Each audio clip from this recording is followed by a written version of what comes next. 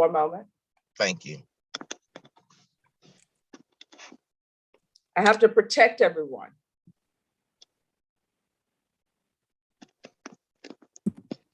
But I'm going to try these one day on the roller coaster. We are not doing that.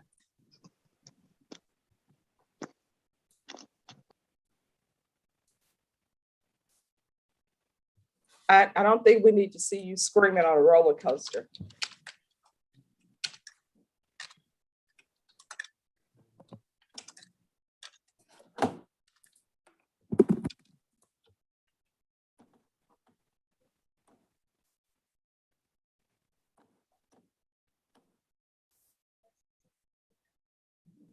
Yes, here you go.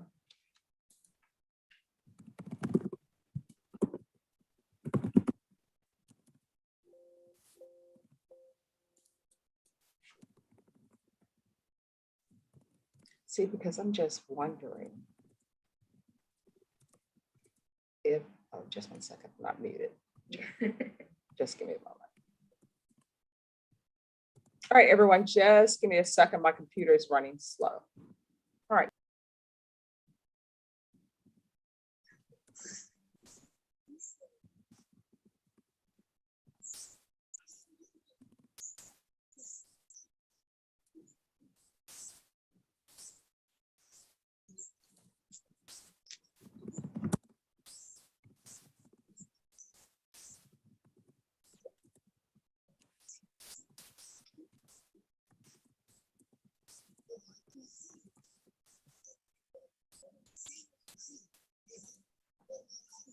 All right, everyone, welcome to the 187th District Court. It's a Wednesday. Everyone, let's keep it as a Wednesday. Let's not try to make it into a Monday. As my mom would say, if you got some patience, carry some patience in your pocket and just take it out when you need it. These are the rules of the 187th District Court. You are in a courtroom, whether you're at your house or at the jail. Because you're in the courtroom, you need to behave as though you are physically here.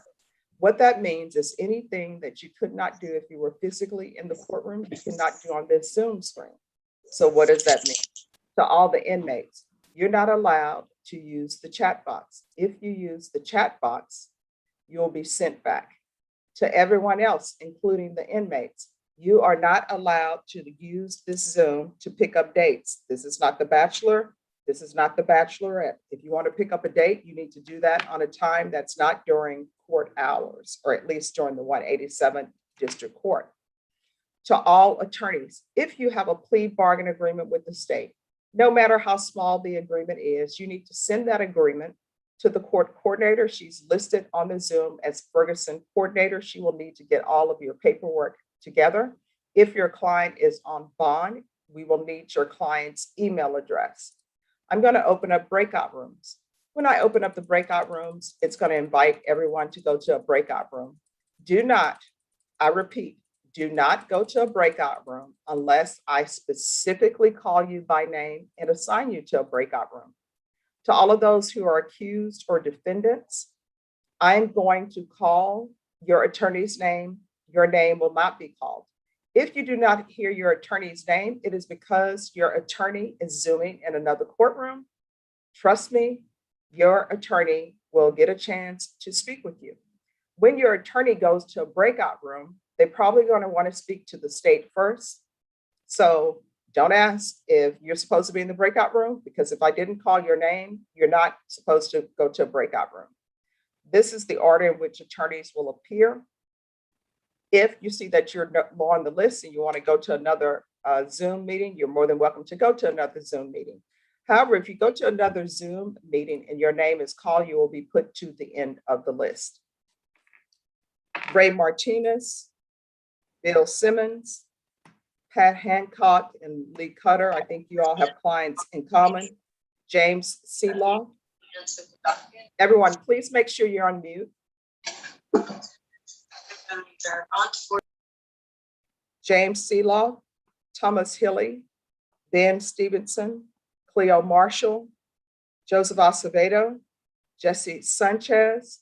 Is there anyone else whose name that I did not call, and I mean attorney's name, that is here on the Zoom? Mr. Stribling, why are you raising your hand? Are you an attorney? Unmute, please. I apologize. I thought you were calling for the defendants and people that were coming to court this morning. I called the name of attorneys. I don't understand what you're asking. Well, no, I didn't hear you say the names for attorneys. I just heard names being called. I didn't hear my name called. Okay. All right. Any other attorney's name that I did not call?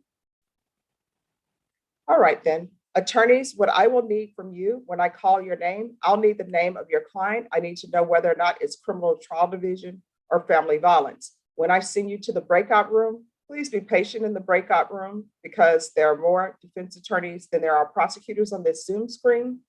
Think of these breakout rooms as when you go to see your doctor.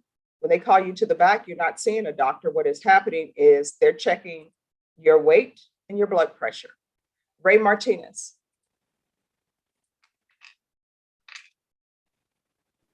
Sorry, Judge. I have Juan Pablo Arroyo, family violence, but it's a sentencing judge, and we're confused about whether we're supposed to be in person or on Zoom. All right, let me check. Just one moment. We got indications of both, so.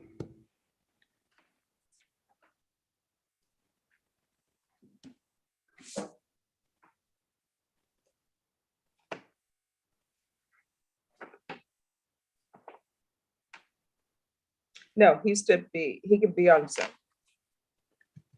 And Judge, because I see there's a recommendation. Okay, if I could get the PSI report, I sent a chat to Ms. Reyes. Okay. And then do you need to be in a breakout room with your client? Sure, Judge, after I get that report, sure. All right, I'm trying to see. Yes, there he is. I'm going to assign you to breakout room number 2. And Mr. Martinez, if you could put your email in the chat. Yes, I will. Thank you, Judge.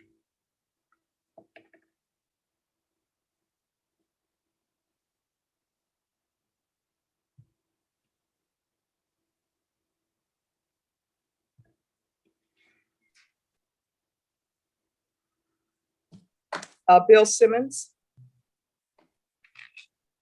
Good morning. Good morning, Your Honor. Good morning. I have Mr. Samuel Campbell on an MTR. I need to confer with the state on that. I would assume that would be taken care of this morning. And I also have an MTR with a Mr. Excuse me. I'm sorry, Judge. Mr. Marco Fernandez, and we would need to confer on that as well.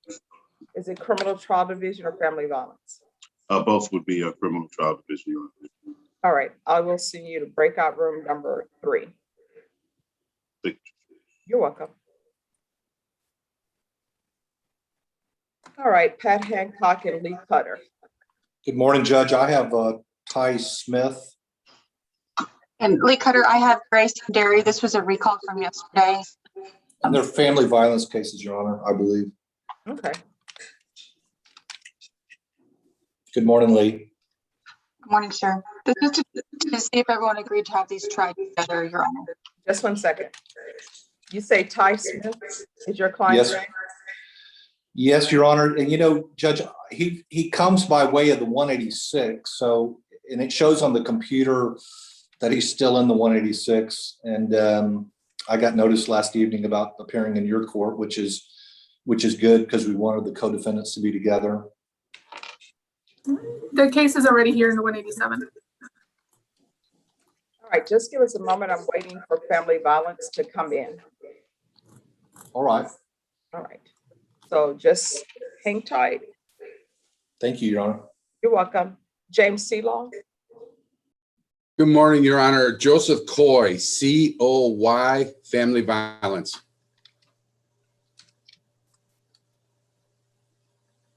All right, just give us a moment. I'm not going to assign you yet, Mr. Sealoff, because I'm waiting for family violence to zoom in. Thank you. All right, Thomas Hilly. Yes, good morning. I'm waiting for the PSI. I have about 2 witnesses, 5 minutes each, and my client is in the courtroom. And I do have some federal matter in Del Rio in person at 10. From What is 10 your to client's 12 name? Say again? Oh, What on is your client's name? page 26, Mr. Landry. He's in the courtroom. And I was wondering whether maybe you want me to come back, if it's okay with you, at 11:30, so I have a chance to look over the PSI. I don't have it yet. I reached out I to already, Ray, I already sent the PSI, Mr. Haley. and I guess I can do it before 10, or I can do it after 11:30, please, Your Honor. All right. It's gonna take like half an hour. Let me know. Let me know Sorry. when you're ready. Okay, thank you. All right. Ben Stevenson. Good morning, Your Honor. We were here a week ago. This is simply a clarification of the partial GPS terms that you wanted to institute a week ago. By the time that Pretrial Services Officer Benson got them, there was some difficulty translating them into the procedures that they have to use. All right, and this is on Alexis Morganfield? Yes. All right, just give us a moment. And is that a family violence matter? It is. All right, just give me a moment for family violence to zoom in. Cleo Marshall? Yes, Your Honor. Yes, who do you have? I have Mr. Philip Villarreal. It's sentencing, and he's supposed to be in the courtroom. I called the courtroom right before we came on, and they said he had not yet appeared, but I don't know if he's there yet now. No, he's not here yet. I've tried to call the numbers that I have for him this morning. Seems that one or at least two of them may be disconnected. I'm not sure. So I have not had any contact with him this morning. All right, we can you can zoom back in at 10:30, or we can take it up now. Well, I guess I can try back in at about 10:30 and just kind of see where we are, see if he's turned himself in by then. All right. Okay, thank you. Thank you. Joseph Acevedo?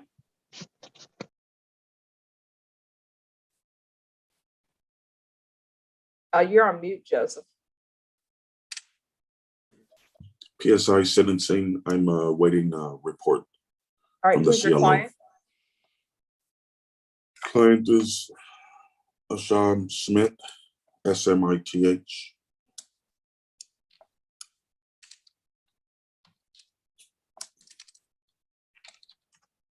And it's a PSI. Okay. And do you need to speak with your client?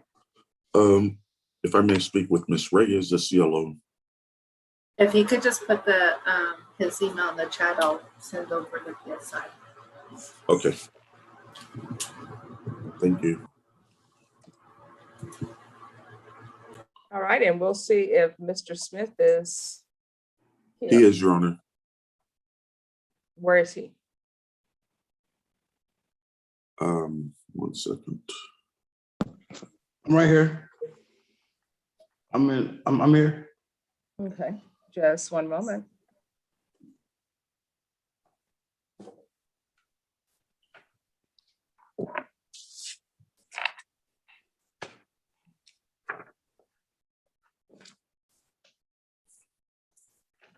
Okay.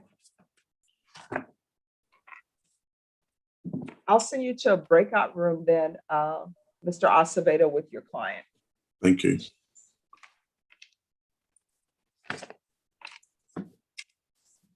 Mr. Smith, I'm going to send you to breakout room number 6. Mr. Acevedo, I'll send you to number 6.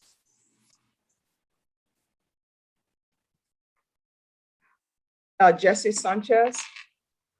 Yes, Judge. I've got a Daniel Garza. He's got 2 MTRs, criminal trial and family violence. I requested the MTRs from Norma, but maybe Ms. Reyes can send me the MTRs. All right, if you'll send her your email address in the chat box, she will get that to you. Okay, I will, Judge. And I think you're still waiting for family violence? Yes, I'm going to see what's going on. Just give me a moment. Okay, that'll be fine.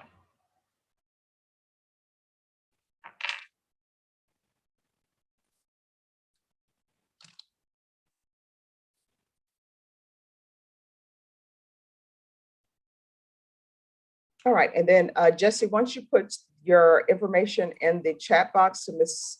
Reyes, then you can go to breakout room number 7. Okay, Judge, I'm getting ready to do that. Thank you. Rick Ramos. Judge, I send you a chat. All right, thank you. Good morning, Your Honor. Yes. I'm here on Mr. Eduardo Rojas Mejia. I believe he's L3.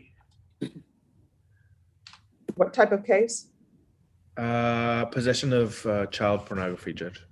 All right, that I believe is Mr. Salinas. Is that correct? That's Yes, correct. Judge. That's what I've been conferring with.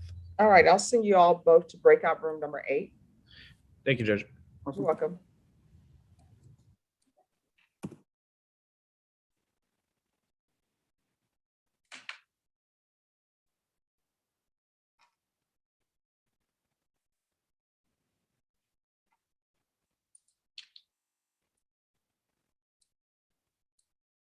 All right, Pat Hancock, Yes, ma'am. I'm going to send you to breakout room number 4. Okay, Judge.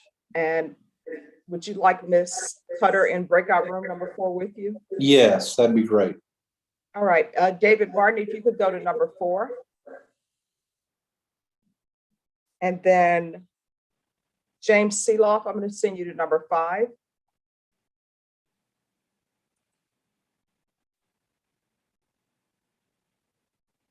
And Ben Stevenson, let me make sure I name you appropriately.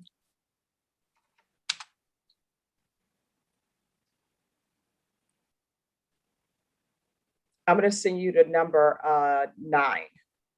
Thank you. You're welcome.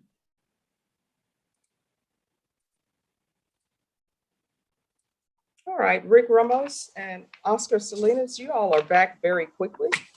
Yes, sir. We just met last week as well. I just need to go into a breakout room with my client quickly, Your Honor. All right, Mr. Mejia, I'm going to send you to breakout room number 8.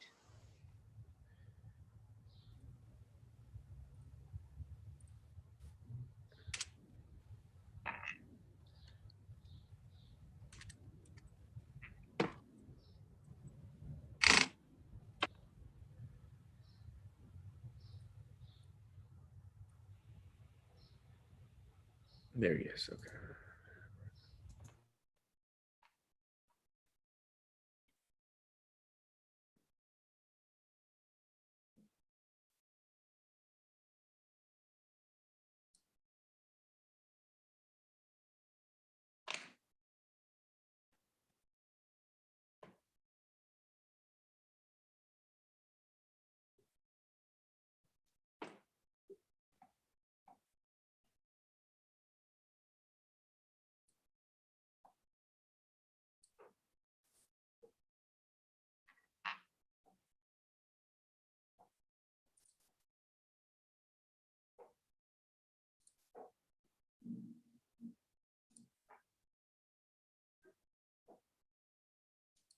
All right, is there a Gregory Moore or Patrick Barrera here? Gregory Moore is in the courtroom, Your Honor. All right. Just one moment. Let me do this. All right, Joe Ray, there are some people who are in the breakout rooms for family violence. Okay, thanks, Judge. Thank you. Mr. Moore, can you step forward for me, please?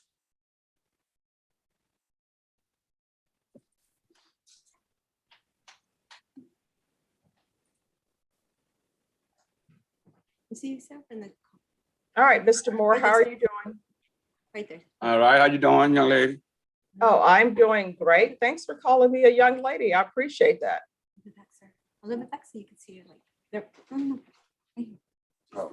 Like right there. Uh-huh. You see yourself? All right, Mr. Moore, we're having a slight problem with you. Do you know what that problem is? I'm trying to get the program, about the ITP program. Well, no, And, the problem is you keep using. But I was supposed to be trying to get me into this program, but Okay, you need to step back. Just turn right here. okay. And they try to get me in this program, but I go over there. They say I need some kind of paperwork. No, this is what the problem is. The program they want you to go into is an inpatient program. Yeah, but I went over there. They tell me that. No, supposed- listen to me. I want you to like take a deep breath. Okay. Because I'm just trying to figure out what's the best way to help you. Okay, I'm listening. So what they're telling me is they want to extend your probation. and they want you to go into inpatient treatment because you have a drug issue. So what drugs have you been using? What drug I use? I use marijuana. I use it, but I haven't been using it recently. And I'm trying to get into the program, and I went over there yesterday. They say the lady supposed to send some kind of paperwork. I haven't had no paperwork to get into the ITP. Okay, here's my question for you. If you're tested today, what are you going to test positive for? Yeah, and I don't think I'm gonna test. I take a test if you want me to. I have no problem. No, nobody has a problem taking a test until they take it. So here's my question for you. What are you going to be positive for today? Is it possible you could be positive for marijuana? Positive, yes. Is it possible you could be positive for alcohol? No. When's the last time you had alcohol? Ooh, I haven't had none in a long time, man. Okay. So could you be positive for anything other than marijuana? And I need you to tell me the truth because I'm trying to figure out how to help you. So No, all right. So then here's my question for you. Why won't you stop using marijuana? I don't know. It's a habit, I guess. Bad Well, habit. but here's the thing. I understand, like in some places, they allow people to use marijuana. It's no problem. But here in Texas, you're not allowed to use marijuana. So the question becomes to you, whether or not your marijuana use is such that you're so caught up in it that you would take a chance on going to prison for life. Excuse me, no man, I want to go to prison for life. Well, I want to get into a treatment program, and I'm trying to get into it, and I'm having a problem getting into the treatment program because I have no paperwork. No, here's the thing. We're going to get you into a treatment program, but I'm just trying to figure out where you're coming from. And you say you don't want to go to prison for life, but you're acting as though you want to be sent to prison for marijuana use because you won't stop. And then what I'm being told, you were turned away because you showed up with marijuana. Like, who goes to a report with marijuana on them? Like, who does that? So nobody does that, young lady. Yes, somebody does do that. And you know the person who does that? Someone who's on deferred, who could be going to prison for life, Gregory Leonard Moore. Do you know that person? Because that's the person who could be going to prison for life, who actually shows up to report with marijuana. Like, who would do that? No one. Except for Gregory Leonard Moore. Except Gregory Leonard Moore. And when I was saying I threw it away, and I was throwing it away, and then she told me not to. So what are you been, well, see, I don't even understand why you would show up with it. So my question is, what have you been doing with your life? Like, do you have a place to stay? Are you employed? What's going on in your life? I'm employed. Where are you working? I work for Livestock Show and Rodeo. And where are you living? Ma'am? Where are you living? Well, I was staying in the room, and right now I got into the guy at the room, so I just rented a place down the street. I just rented a room down the street off of Martin Zaltamore. Okay. This is what I'm going to do. And Ms. Reyes, this is what I want done with Mr. Moore. Yes, ma'am. Mr. Moore, I'm going to give you a chance. And here's your chance. And whether or not you accept it or not, whether you're open to receiving it, that's completely on you. Okay, I'm listening. You're going to be tested. Yes, ma'am. Your marijuana levels need to start going down. Yes, ma'am. If your marijuana levels go up because you're smoking marijuana, which they'll be able to tell me, we're going to have issues. From here on out, everything that you do while you are under this court supervision, you need to ask yourself, is this something that could result in me going to prison for life? Yes, ma'am. And I don't think anybody wants to go to the prison and somebody says, oh, you're in here? What are you in here for? Oh, I wouldn't stop using marijuana. Do you understand? What you're on deferred adjudication for, the range of punishment is 5 to 99 years or life. So the minimum sentence that you can receive is 5 years. Not saying I would, what I would give you, because I always keep an open mind, but at a minimum, you could be looking at going to prison for 5 years because you don't want to stop using marijuana. How old are you? 57. All right, you're 57 years old. It's time to put aside childish things. It's time to get your life in order. Probation is here. If you need treatment, they will give you treatment. Yes, ma'am. So I'm going to give you a chance. They want you to go to SATA. Okay. There are a lot of people at inpatient at SATA who have major issues. And I'm not saying that marijuana is a major issue. It is. But I've sent people in SATA who have heroin addictions, cocaine addictions.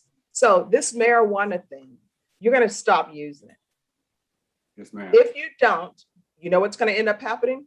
I'm going to receive another notice. And they're going to say, do you want us to file a motion to revoke? Or do you want to have a conversation with Mr. Moore?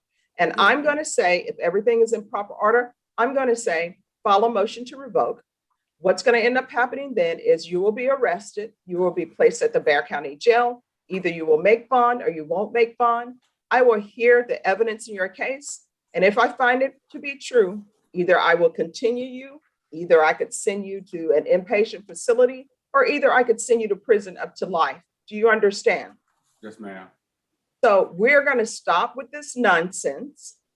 And honestly, there are issues with your thought processes if you are going to show up to report with marijuana on you. Do you understand? Yes, ma'am. Not having it anymore. Yes, ma'am. So Rebecca, I want him tested. I want him tested for levels. I want him to do NA meetings 3 times per week. That's going to be on separate days. That won't interfere with your employment because guess what? NA meetings, AA meetings are all over the city of San Antonio and they're open at all different times. And when you go to NA meetings, you had better start trying to get a sponsor. So anytime you think you're going to use marijuana or hang around people who are using marijuana, you need to pick up the phone and call the sponsor. If you don't have the sponsor, when you think about using marijuana or around people who are using marijuana, you need to say, is this worth going to prison for life? Is this worth 5 years of my life? You may end up saying, yeah, smoking this joint is worth 5 years of my life. That's completely up to you. But that's what I'm going to do with you, Mr. Moore. Do not come back here for nonsense. Do you understand? Got you. I'm going to send you to a breakout room with probation. They're going to go over new conditions with you. You understand? Excuse me, Judge, are we gonna extend his case or not right now? It looks like it's due to expire in August of this year. You know what? Extend him for 3 months. Let's see how he does. Yes, ma'am. All right, Mr. Moore, I'm sending you to breakout room number 1. Probation will meet you in breakout room number 1. Okay. Judge, on Coy, could I have a reset, please? The DA doesn't have all their information. All right, Judge, I just sent give you me a one chat, moment. Judge. All right, everyone, just give me a moment. I'm sorry. Oh, no problem, Mr. Seelaw. And I would like to see my client too. He's in jail, I believe. All right, just one moment. Thank you.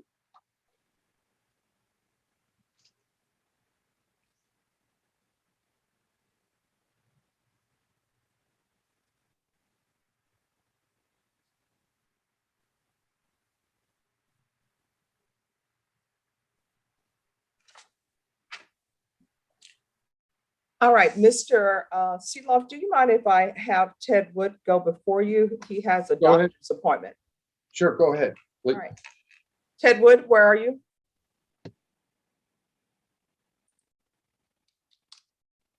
Ted Wood. Yes, Norma, he is not on the screen and he never zoomed in. All right, James Seelaw. I hope he didn't die waiting. Oh, I shouldn't have laughed at that. He did not die waiting. I was just, Brenda, that's what's called nervous laughter. Yes, I understand. Okay. The DA needs more information, so I need a reset, and I would like to talk to my client, Joseph Coy. He should be in jail.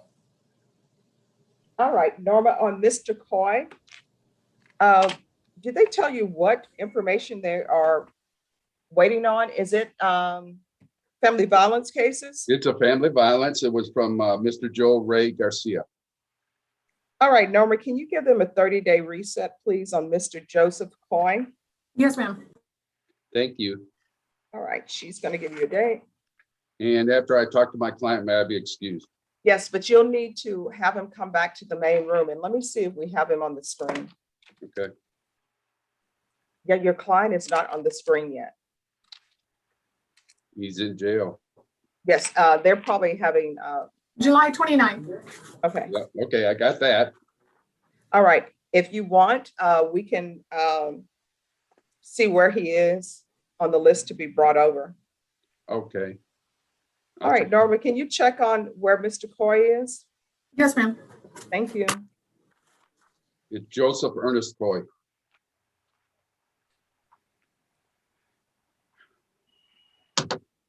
And Judge, if I may, this is Jesse Yeah. Sanchez. Yes. I confer with the state, if I can get a breakout room with Mr. Garza, Daniel Garza. All right, it's Mr. Garza. He's in custody. All right, Mr. Garza, I'm going to send you to breakout room number 7. Was that the same one I was in before, Judge? Yes. Okay. Bill Simmons, you're back.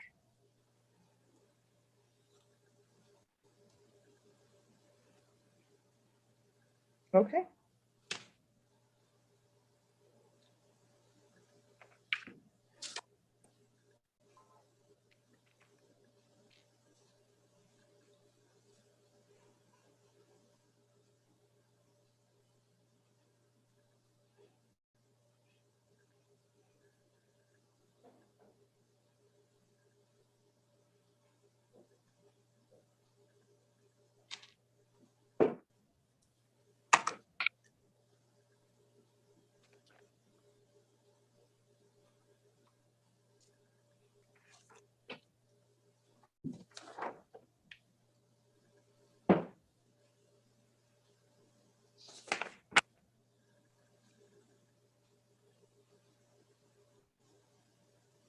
All right, James Seelaw, Yes, ma'am.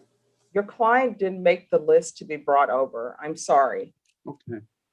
Well, he's going to be surprised. I'll see you on July 29th, Your Honor. All right, thank you. Have a good rest of your day. You too. Stay safe. All right, you too.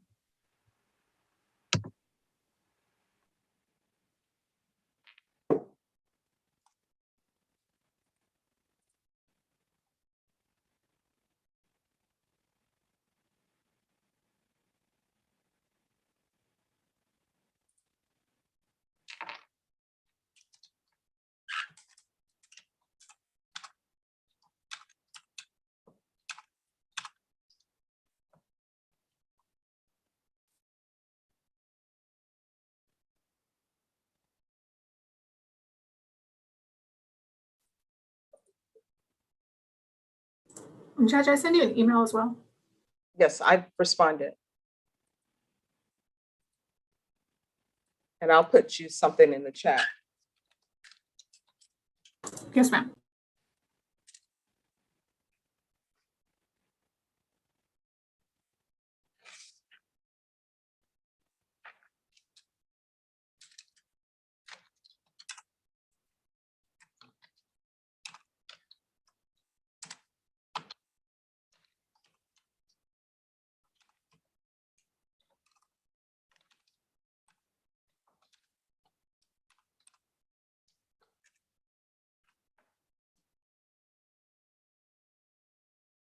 Bill Simmons.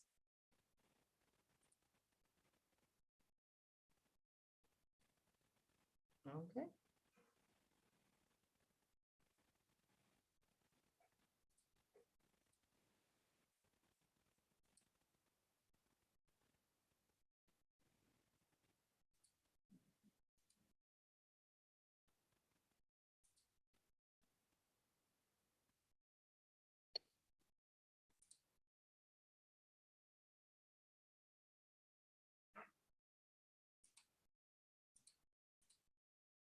Hi, David. How's it going?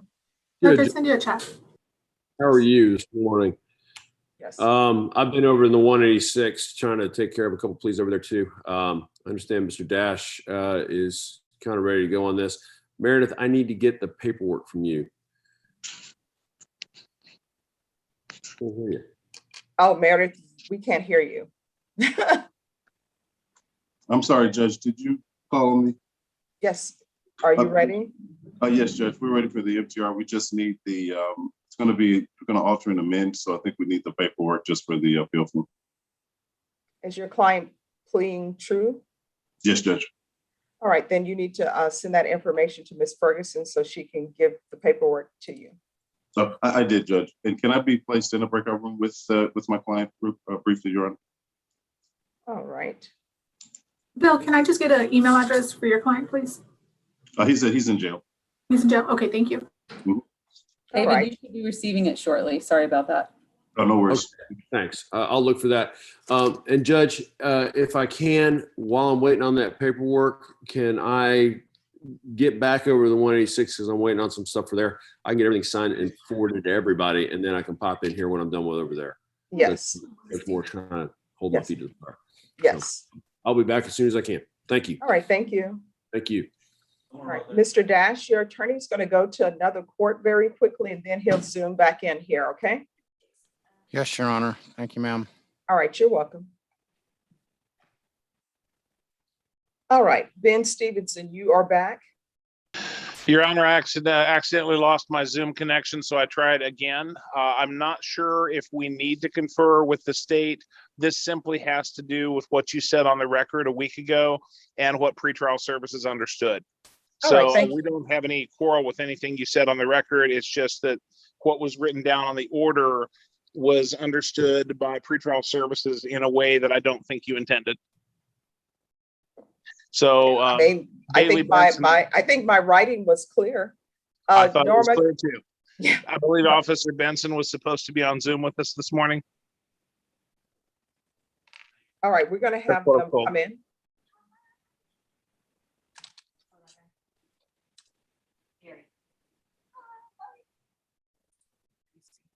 Oh, yeah. I didn't want to. That's the kind of people he likes. He likes that aroma. All right, so Mr. Stevenson, just as soon as we get that person zoomed in, we'll take that up. Thank you, Your Honor. You're welcome. Fresh smell of something or other.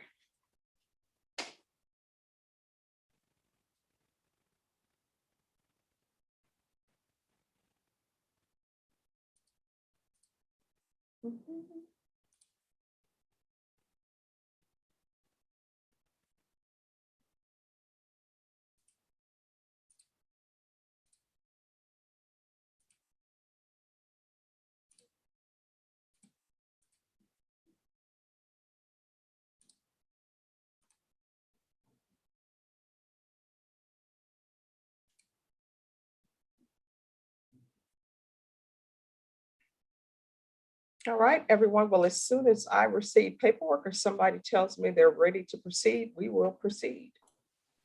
Judge, it looks like Patrick Barrera, the compliance hearing is on now. Okay, just one moment.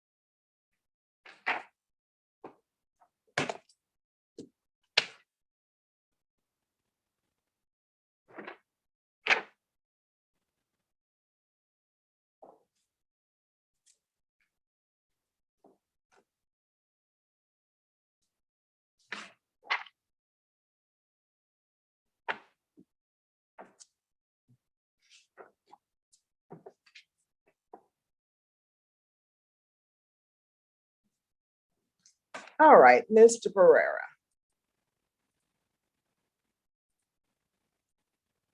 All right, can you unmute yourself, Mr. Barrera?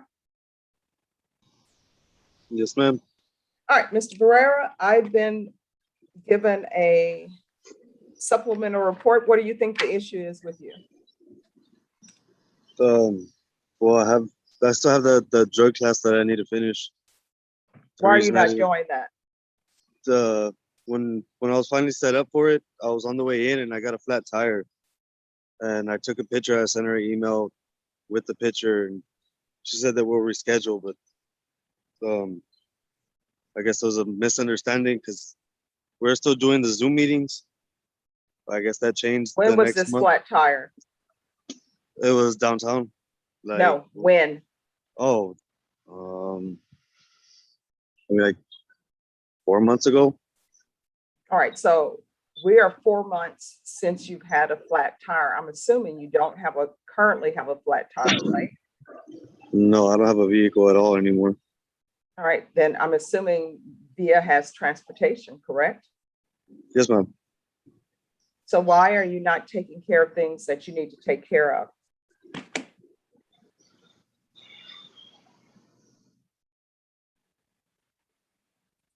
I think she told me during the email when that day when I emailed her, she said the next time I see her that so I can do the intake. All right, just one moment. I'm sorry. Pat Hancock and Lee Cutter, please go to breakout room number 4. Yes, Judge. Thank you. Mr. Barrera, Yes, ma'am. if you're drug tested today, what are the results going to be? They will be positive, ma'am. And what are they going to be positive for? Cocaine. All right. How long have you been using cocaine?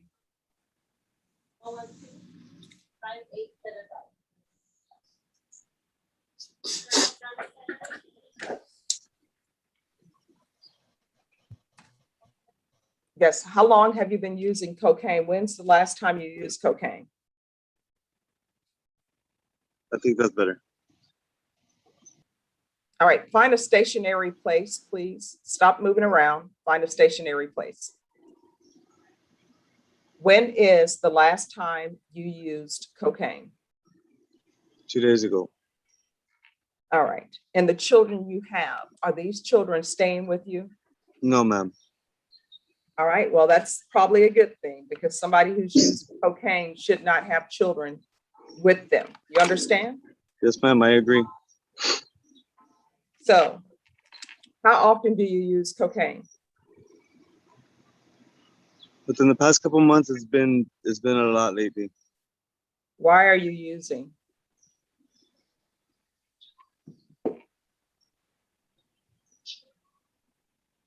I'm not happy with myself. I've All been right, talking about this with my parents, my family. It's been very hard. So who do you talk to when things are hard?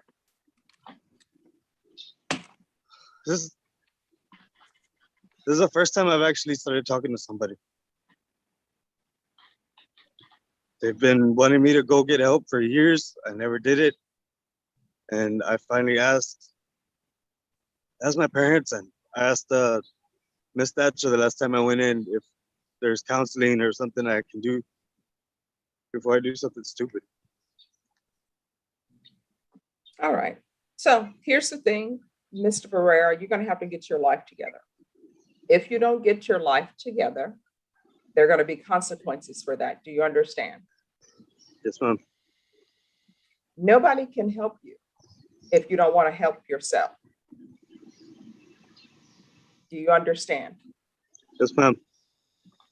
So you're going to go to intensive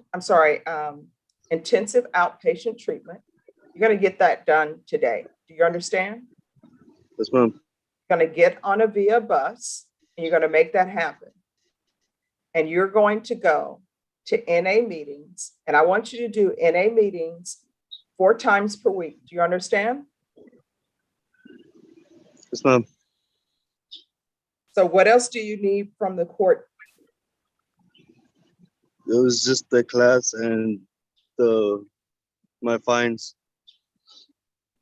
Well, you need to concentrate on paying this restitution.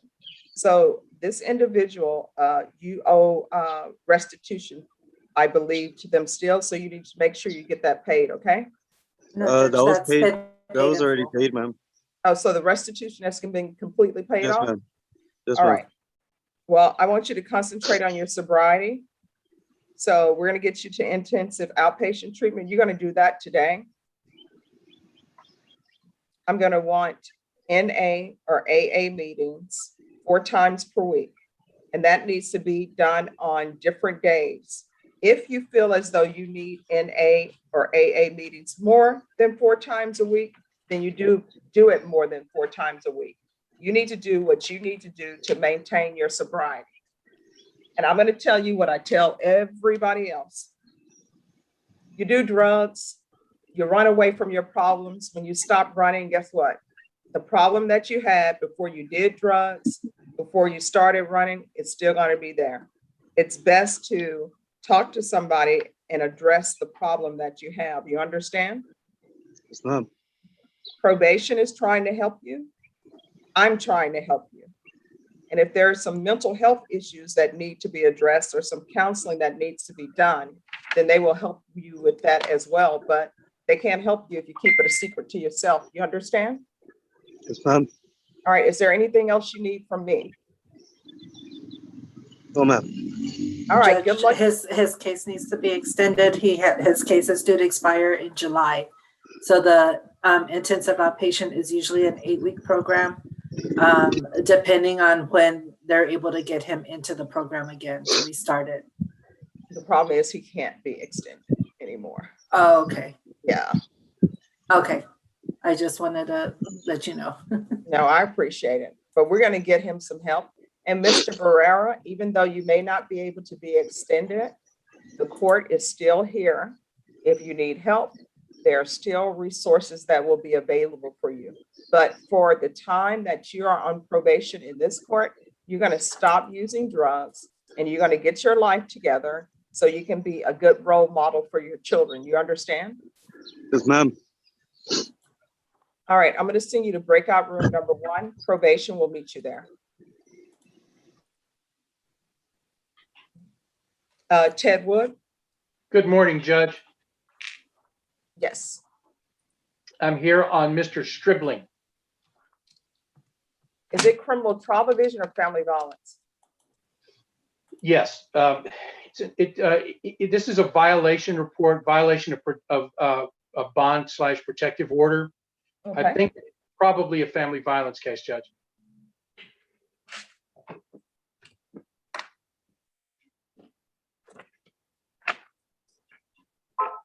Have you had a chance to review the violation report? Yes, I have. And Mr. Stribling is rather confused about what it's about. He says he's staying away from everybody and doesn't really understand what the allegations are. Okay, do you want to speak to your client about it? Yes, that would be great. All right, Mr. Stribling, I'm going to send you to breakout room number 5. Your attorney will meet you there, and then we'll address your issue of the violation report. Thank you, Judge. You're welcome. Everyone, just give me a moment. I'm signing the document on Mr. Samuel Campbell. And Judge, I send you a chat. Okay.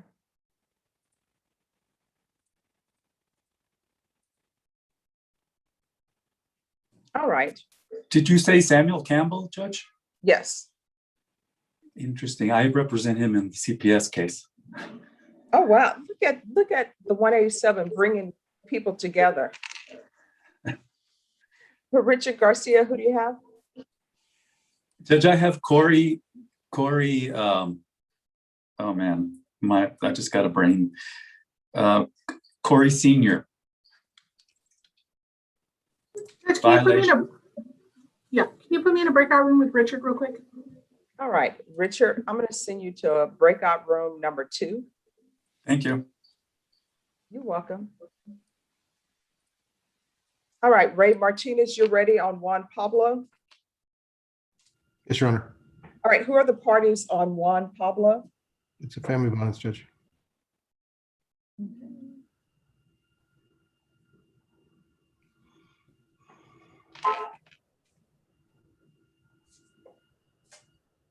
Let me see if we have a family violence prosecutor here. I'm here, Judge, but I'm not privy to what's going on with this defendant. Oh, it's a plea. Okay. He's already entered his plea. It's just for sentencing. Okay.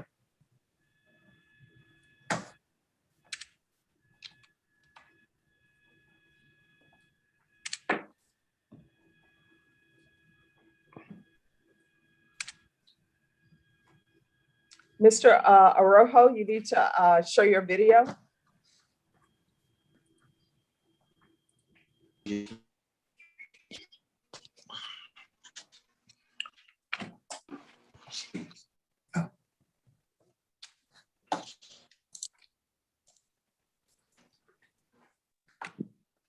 Okay, I think this is one of those cases where someone else did the plea because there is nothing written.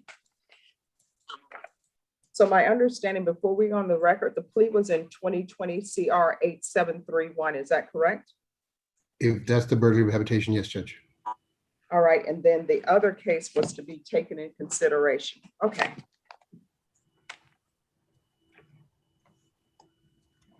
The court is going to call 2020 CR 8731, State of Texas versus Juan Pablo Arojo.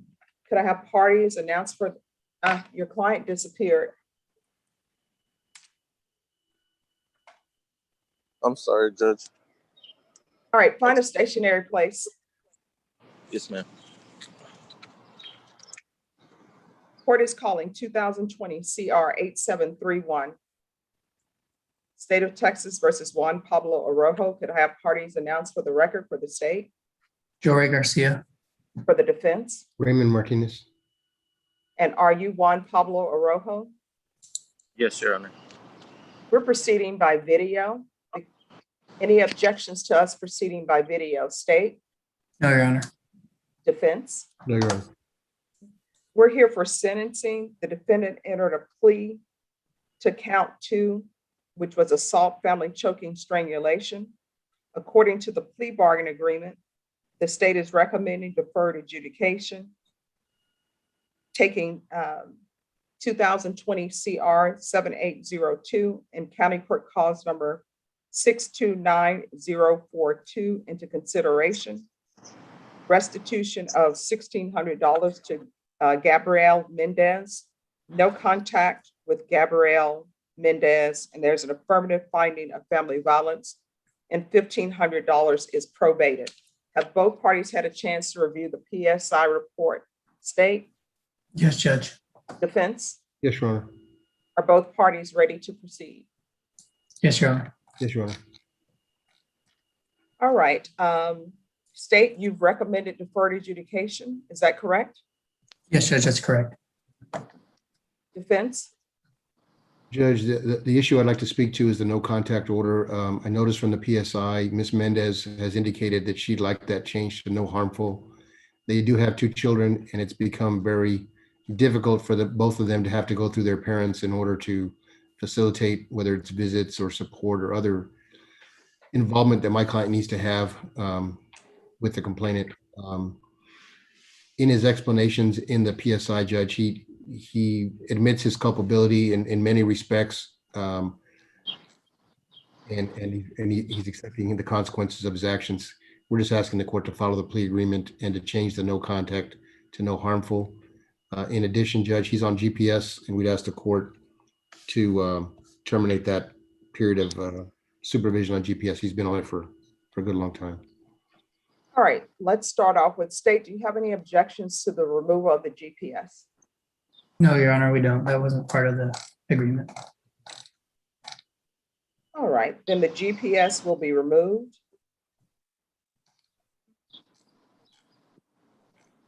Next, with the no contact order. Defense, I understand your issues, but we have a complainant who was choked. I'm not the one who accepted this this plea. There was another judge who accepted the plea.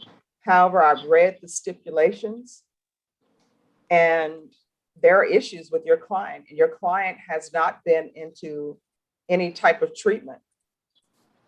So what I'm looking at the screen is we have the defendant punching the wall, that she had to move the children out of harm's way. Mr. Orojo, do you see that? It says the defendant started punching the wall, and at that point, the complainant moved their kids out of harm's way. The defendant then punched the TV and he began destroying it with a hammer. The defendant then threw the TV outside in the front yard. Complainant tried to run outside, but the defendant grabbed her by her hair, causing pain, and he pulled her back inside the house. The complainant was able to get away from the defendant and she ran outside, but the defendant followed her. He then pushed the complainant to the ground and started to kick her on the side of her stomach. The defendant then pulled the complainant by her hair and took her back inside the house. The defendant began breaking more things inside of the house, like the complainant's cell phone and a bar that had a glass items on top of it. The complainant then ran outside, and again, the defendant followed her. The defendant pushed the complainant to the ground and started to punch her on her body. The complainant crawled closer to the gate and the defendant pushed her again. While the complainant was on the ground, the defendant put her in a chokehold. The complainant said she could not breathe and she felt like she was passing out. The defendant let her go, and as he was walking away from the complainant, he picked up 2 bricks and threw them at the complainant, one of which hit her on the left arm, causing swelling and pain. The complainant was able to get away and go to a neighbor's house where she used the phone to call the Bexar County Sheriff's. So, Mr. Orojo, you understand why I would have issues with you having contact with the complainant. Do you understand that? Yes, Your Honor. And how old were your children at this time? I believe my oldest was 4 and the youngest was 2. All right, so the oldest, who's 4, is that a girl or a boy? Both girls, Your Honor. All right, so you have a 4-year-old and a 2-year-old. How do you think their day was impacted by what you did? I believe it's like a traumatizing kind of feeling to see their own dad and that behavior. All right, so, I'm a firm believer that children, how they learn to speak? They listen to people around them. So if people in the house, if they're using profanity, the first word is going to be profanity. Children imitate what they see. So what do you think your girls learned from this entire incident? I believe they saw bad intentions and bad ways through. Let me tell you what they learned. They learned from that might makes right. So they learn if you're in an argument with someone and you're bigger than them, the way to solve that problem is to be violent. They learn that. They probably say, 1, well, my father is supposed to love my mother, right? So then now they're thinking, well, if you love somebody, then this is how you show you love them. You beat them up, you choke them, you drag them out of the house. You destroy items in the house that I'm sure cost a lot of money. Do you understand? Yes, sir. So you understand why I don't think you should be having contact with her, even though she's asking for contact. Can't have contact with her. I'm not going to allow it at this time. And sometimes people come to me and they want certain things, but people tend to forget that there are consequences for their actions. Now, after you have some BIP courses under your belt, then maybe I will reconsider. But for now, there's not going to be any contact. So somebody's going to have to be paid. They have different programs where you can do exchanges there. But I'm telling you right now, I don't think you should even have unsupervised contact. Is Child Protective Services involved in this? Judge, I can address some of that if I could. Yes. I'm in here. I appreciate what the court is suggesting to Mr. Arroyo, but you're reading one version of events. A second version that's included in your same PSI suggests that a lot of the broken items in the house were because the complainant were throwing these items at Mr. Arroyo. And he also suggests, he doesn't deny that he was physical with her, but those bricks that you referenced, she was the one that were trying to throw them at the new car that they just bought. And he was trying to stop her from doing that. He had injuries that day. She physically engaged in violence with him. It doesn't excuse his behavior. However, it seems very egregious when you read the police version, but when you take into conjunction with it, his version, it paints a little bit different picture, which is, I think, why the state wound up making the offer that they made, because there are two versions of what took place that day. But in light of all the circumstances, this was the best plea bargain for him, and he's accepting it. And I hear him saying, Judge, he's going to do whatever you tell him to do. It's the complainant that was very persistent in the PSI and suggesting, I need help. And if I continue with this no contact, it's making it harder for me and my mother. But we understand the court's ruling, but he's probably a little bit too timid to suggest that, yes, there is another version of events other than the one that was recited by the court. All right. Well, I've read both versions, and let me tell you, Mr. Orojo, that sounds even more like to the court that you all should not have contact. So this is what's going to happen.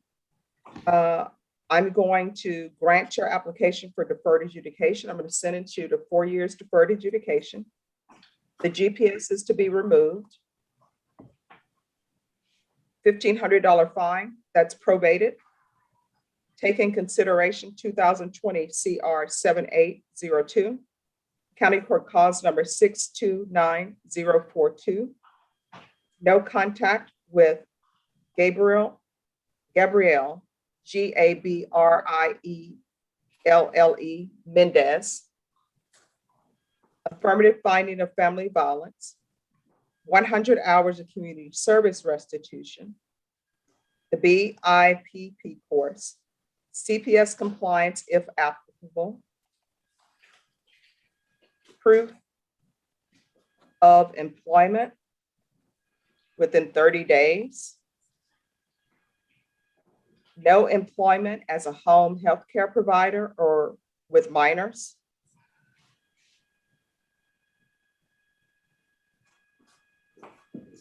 Supervised contact with minors until further notice. And Mr. Martinez, if your client has some courses of the BIPP course and some courses of parenting classes, I'll reconsider that. Understood, Judge. Parenting classes with compadre y compadre.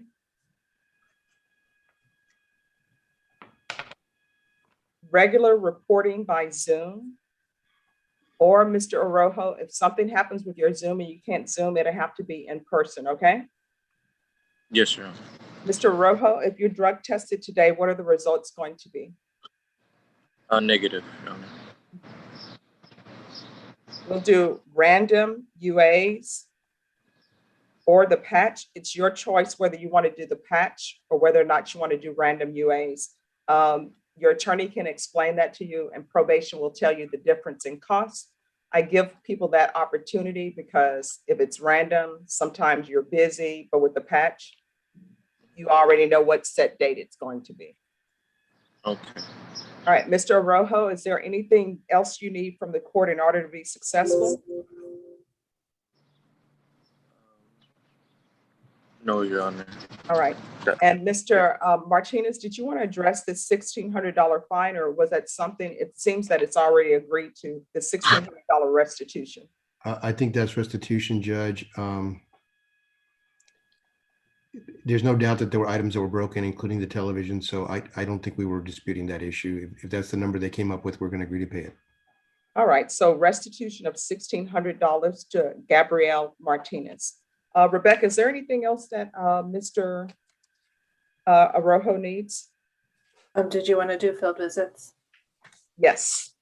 We'll do field visits 2 times per month, random. And just a minor correction, Judge, I hate to do this, but it was Gabrielle Mendez, not Martinez. Okay, thank you so much.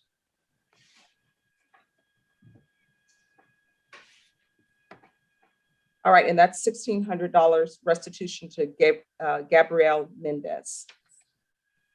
All right, Mr. Rojo, I'm showing you what's entitled Trial Court Certification of Defendant's Rights to Appeal. Did you review that document with your attorney? Did you understand it? And did you electronically sign it? Yes, Your Honor. Because this is a plea bargain agreement, because I followed your plea bargain agreement, and because you waive your right to appeal, you do not have the court's permission to appeal. Do you understand? Yes, Your Honor. And also because this is an affirmative finding of family violence, you're not allowed to own or possess any weapons or ammunition. Do you understand? Yes, Your Honor. All right, I'm going to send you to a breakout room with probation. They'll go over conditions with you. I'm going to send you to breakout room number 1. And Rebecca, you can go to 1. Thank you, Judge. You're welcome. All right, Ted Wood, Matthew Stribling. You're on mute, Ted. Thanks, Judge. Mr. Stribling is at a loss to discern what his violations are. All right, so what ended up happening? He has a warrant for a violation of bond or protective order. And that is why we are here. But that warrant had to be generated by some alleged act or failure to act on his part. And he doesn't have any idea what's going on. He said he's reporting to his pretrial officer. He's not he's not seeking out the complaining witness. He's had no contact with the complaining witness. He's not going around the complaining witness. His pretrial officer hasn't apprised him of any particularities or violations that. Well, the offense date, I understand what you're saying, Mr. Wood. The offense date on this is June 13th. Judge, I guess we need a hearing because he's clueless as to what the allegations are. All right, is someone here from family violence? Judge. Yes. Who's here from family violence? Joe Ray. All right, Joe Ray, have you had a chance to review this violation report? No, I haven't. I haven't spoken to defense. All right, so Mr. Wood, I understand you have a doctor's appointment. No, Judge, I'm done. That's why I was late. Oh, okay. All right, so Mr. Wood, you're welcome. I'm going to send you to breakout room number 4. And Joe Ray, if you could meet him in breakout room number 4. Thank you, Judge. You're welcome. Cecil Bain, thank you for patiently waiting. Thank you, Your Honor. You've been busy, and I'm back from my other court. Yesterday, you requested that I report in on my ability to contact Ashley Perez, 2019 CR 13184. Yes, have you had any contact with her? We've attempted to contact her again, the same medium. The bond company has not heard from her either. So I do not have any good news for you today. Okay. All right. Is there a prosecutor available? I am, Your Honor. All right. The court is going to call. I'm sorry, Brenna, I lost you on the screen. Court is calling 2019 CR 13184, State of Texas versus Ashley Lee Perez. Could I have parties announced for the record, please, for the state? Meredith McIntyre for the state. For the defense? Cecil Bain for Ms. Perez. We're proceeding by video. Any objection from the state? No, Your Honor. Any objection from the defense? No. It is 10:21 a.m. This hearing was actually scheduled yesterday on June 22nd. The defendant was a no-show, and this court allowed defense attorney to attempt to contact his client and have her appear today. For the record, the defendant has not appeared on the Zoom screen. Deputy Laura, Deputy Mejia, is there an Ashley Lee Perez in the courtroom? No, excuse me. No, Your Honor, she is not. Right. Defense, have you had any contact or any success in contacting your client? No, Your Honor. All right, state. They would ask this court to forfeit her bond and issue a warrant. All right, that'll be granted. Your client will be remanded without bond. Mr. Bain, if you're able to get in touch with your client and she presents herself, the court will reconsider. Thank you. All May right, I thank you. make a brief request? Yes. This is a pretrial diversion application was forwarded to her. I'm hoping that does not necessarily change the status of their approval for her to apply. Okay. And I'm sure it probably won't, but let me ask you, do you know if she filled out the application? Does anyone know?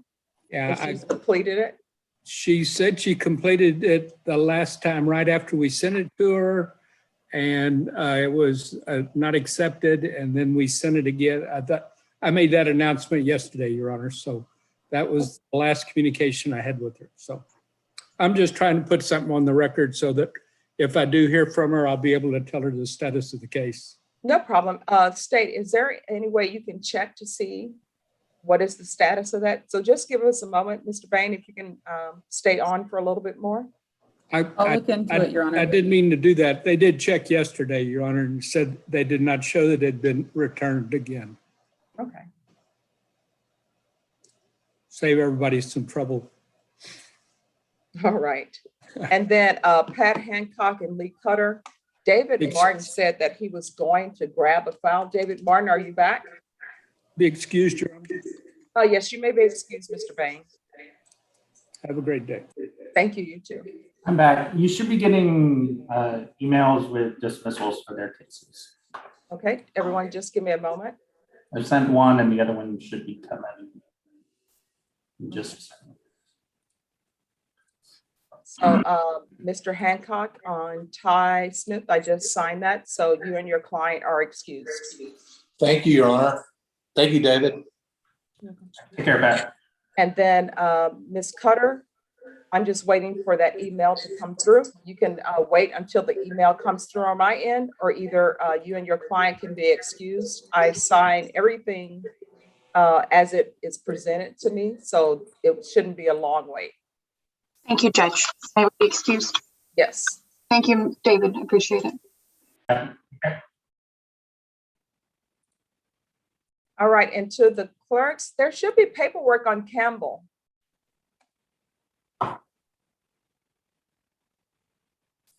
I'm checking right now, Judge. All right, thank you.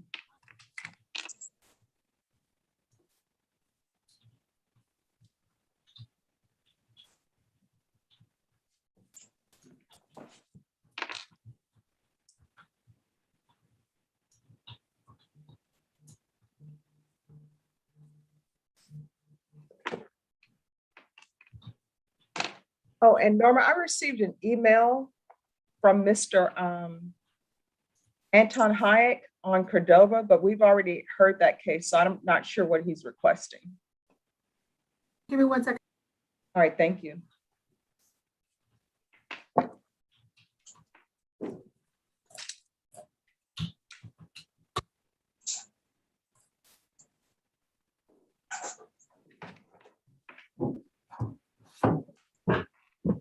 Judge Lee should be coming through.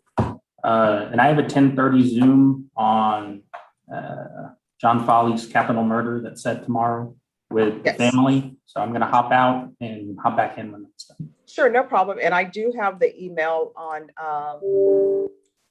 Ms. Hundiri, so that's been signed. Okay, thank you. You're welcome. All right, on Campbell, is there a plea on both cases? Does anyone know on Samuel Campbell? Because I have him with 2 cases. Yes, Judge. Is there a plea on one case? There is an agreement on both cases, Judge. Okay.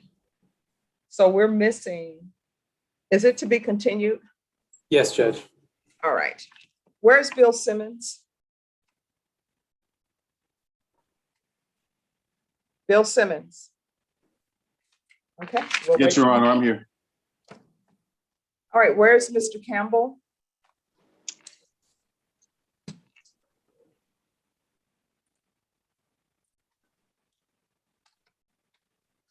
I'm here, Judge. All right, just give me a moment. All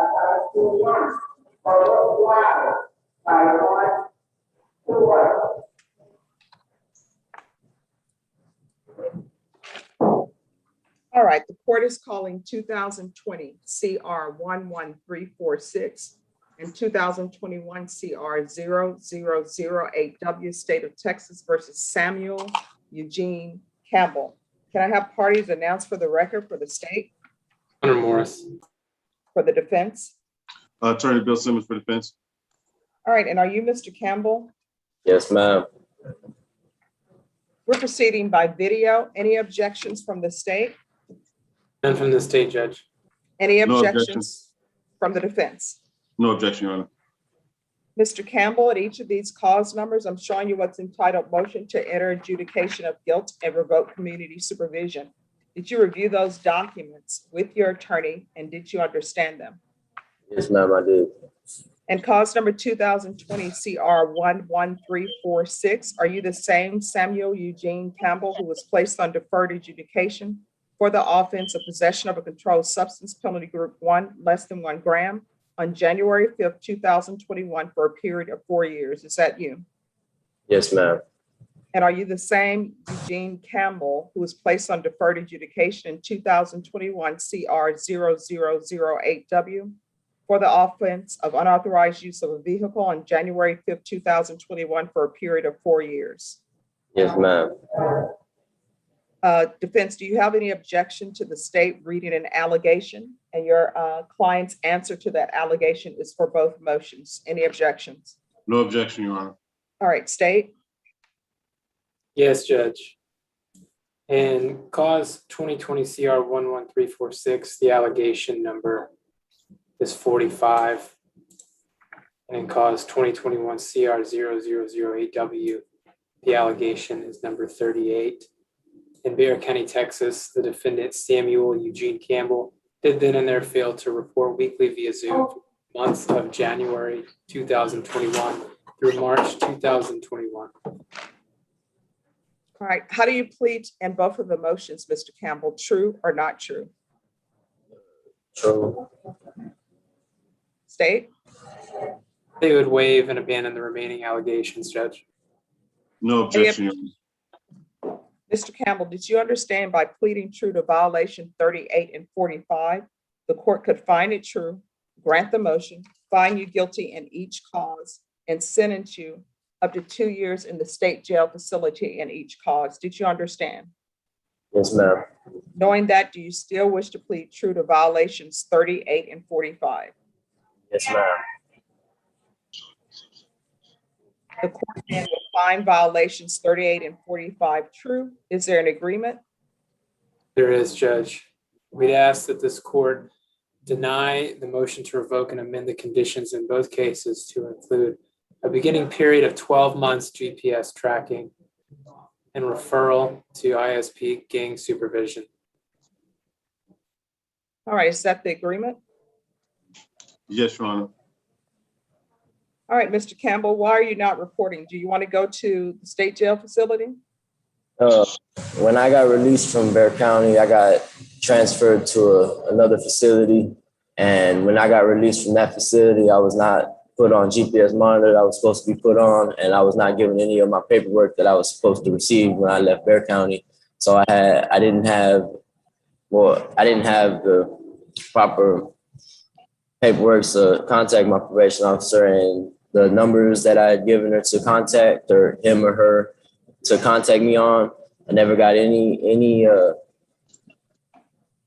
calls or anything from probation or anybody. So I just left it alone and didn't. Again, another person who thinks because they ignore something and put their head in the sand that it goes away. That's not the way it works. No, it wasn't going to go away. Well, I mean, how about picking up the phone and calling the court? You could have called the court. The 187 District Court does not move. It's at the same place. It's 300 De La Rosa. You could have called the 187 District Court. You could have called probation. You knew you were probation. You could have picked up the phone and said, "Hi, I'm Mr. Campbell. I'm on probation. I don't have any information. Can someone tell me who my probation officer is and what I should be doing?" Yes, ma'am. So what's up with the tattoo on your face? I've had it since 2019. And what is it a tattoo of? Backwards money sign. Okay, why is it a backwards money sign? To signify you're not going to make any money in your lifetime? Making money the wrong way. Oh, then why are you making money the wrong way? And why would you want to let people know that you're making money the wrong way? Your Honor, if I may, I believe he said that means making money the hard way. Oh, well, why you want to let people know that you're making money the hard way? It's hard to make money. No, I mean, if you get a job and it's 9 to 5, they're supposed to pay you at the end of the week. Some people get paid once every 2 weeks. Some people get paid once a month. What gang are you a member of? I'm not a member of any gang. Then why are they asking for gang supervision? I don't know. Evaluation? I have no idea, ma'am. Honestly. Okay, so here's the thing. They're going to do a gang evaluation. And if it comes back that you're a documented gang member, we're going to have a problem because you're being dishonest. You understand? Yes, ma'am. All right, I'm going to give you gang supervision. I'm going to do GPS tracking with curfew.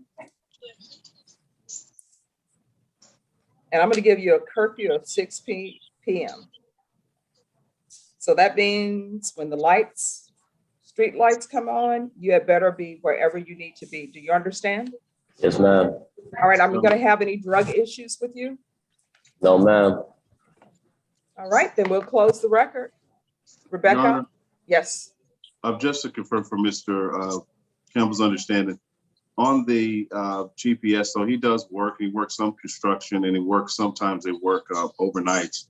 Would the court be open to allowing him to communicate that to his probation officers that he can be out past curfew if he is at work, if he's working? He needs to provide proof of that work schedule. Yes, Judge. Do you understand that, Mr. Campbell? Yes, sir. And Your Honor, also on the GPS, it was our understanding from the prosecution that part of the agreement was that this would be reevaluated in 12 months. I'm not sure if we need to have that on the record because that was communicated to my client. No, here's the thing. The state is saying 12 months. Anybody can always come to me for reevaluations. I'm always open to reevaluations if it's deserved. So it was 12 months, Your Honor. I was just making. Yes. Okay, thank you, Judge. Thank you. That's the first from the finish. You're welcome. We're going to close the record. Mr. Rojo, I'm going to send you back to number 1. Mr. Campbell, I'm going to send you to breakout room number 1. Probation will meet you there and go over conditions. May I be excused, Your Honor? Yes. Thank you, Your Honor. All right. Sean. Yes, Judge. I guess first, let me kind of have a breakout room with my client. I just want to make sure of something before I announce. Okay. All right, Norma, can you have Mr. Perez come back, please? Yes, ma'am. Are you guys ready for him? Yes. Okay, just give me just a second. I gotta call the jail. All right. Joseph Acevedo on Sean Smith.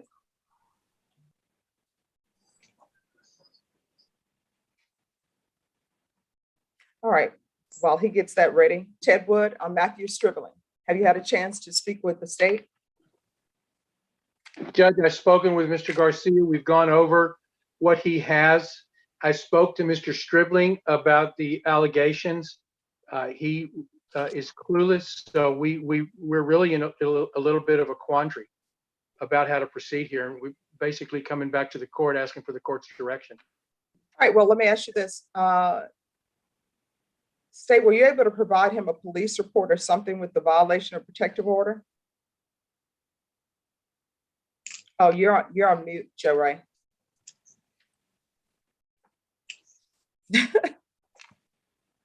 All right, can you hear me now? I'm sorry, my Yes. screen went white and froze. We went over it, Judge. It's I read on the police report. It's a short report of the allegation. All right, so who is the complainant on the violation of the bond or protective order? It's an ex-girlfriend. What is her name? There was this. I'll pull it up right now. There was a pseudonym form signed, Judge. Do you want me to say that name? or- No. Well, I mean, is he aware of who he's not to be contacting? That's the question. Yes, Judge. ma'am. You are? Yes, ma'am. And I haven't had any contact with her. I'm not trying to dig my hole any deeper than what it's already dug. So I have no idea why it's being alleged that I've gone to her place of residence or her work or wherever it may Let be. me ask you this, Mr. Stripling. Are you employed? Yes, ma'am. What are your hours? They vary. I go in at 5:30 in the morning and I'm done when the deliveries are done. Okay. So I mean, I could be working till 5 o'clock at night. I could be working till 10 o'clock at night. Well, just 1 second. This is what the court is going to do.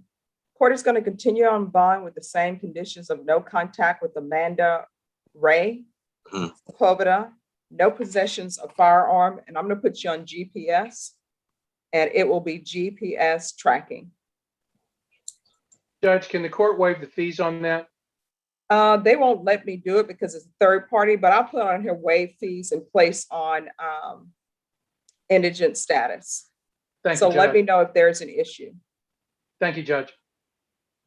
All right, so Mr. Stribling, you're gonna need to contact pretrial services today. Do you understand? Do you know the contact number?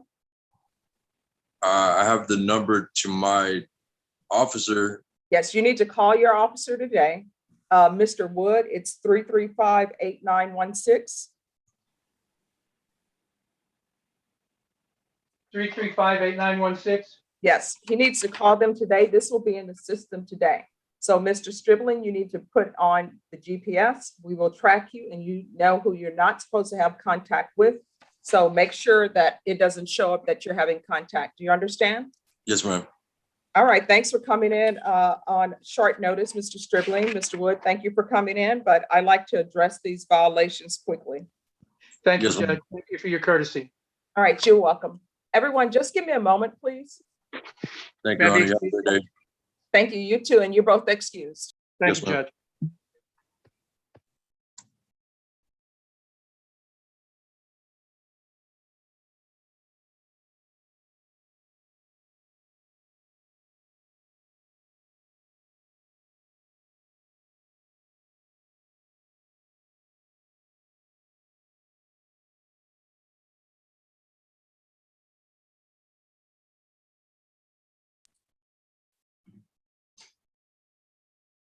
All right, everyone, I'm going to take all of your cases up. However, if there is, when Mr. Perez comes on screen, I'm going to have to jump to his case because there are some issues at the Barrett County Jail.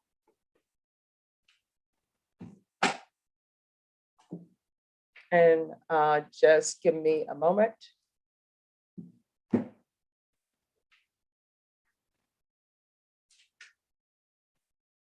Okay.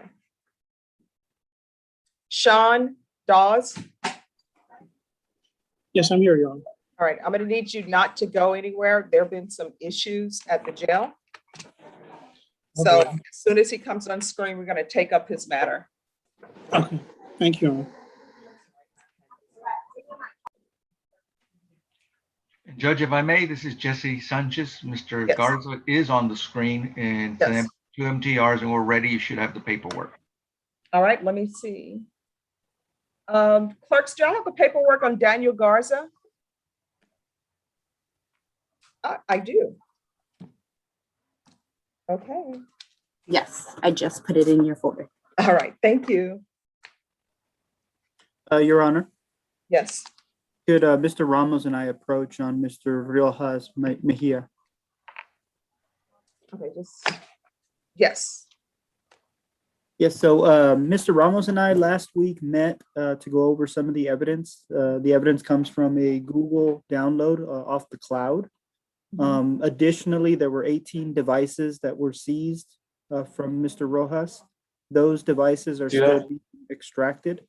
I informed Mr. Ramos that if more cases come down, well, then we will talk about what would happen as far as more indictments with additional evidence. Also, Mr. Ramos indicated to me that he wants to wait for those extractions to come back because that may prove a portion of his defense. All right, when is that going to be done? The So I extraction? emailed the Attorney General's office who has custody of the devices at the moment. They told me that he is fourth in line, and so that should be done within the next few months. The only issue is that there are 18 separate devices, which would require an analyst to go through and determine whether there is additional contraband or child pornography on those devices. So looking at probably 3 to 4 months of when those additional devices would come back. All right, Norma, Mr. Rojas Mejia, if you can unmute. He is a Spanish speaker as well, Your Honor. It's a Monday, but we're gonna put on a smile because it gets better when you smile, Brenna. All right, Norma. I'm gonna need a Spanish interpreter for Mr. Eduardo Rojas Mejia. Can we have a Spanish interpreter come on, please? Yes, ma'am. All right, everyone, just give us a few moments and we will take that up ASAP.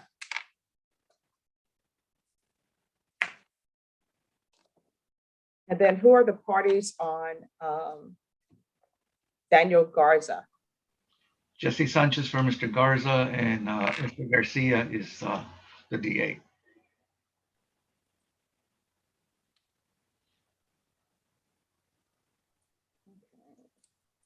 We're going to do gallery view because I need to keep an attention on the other box.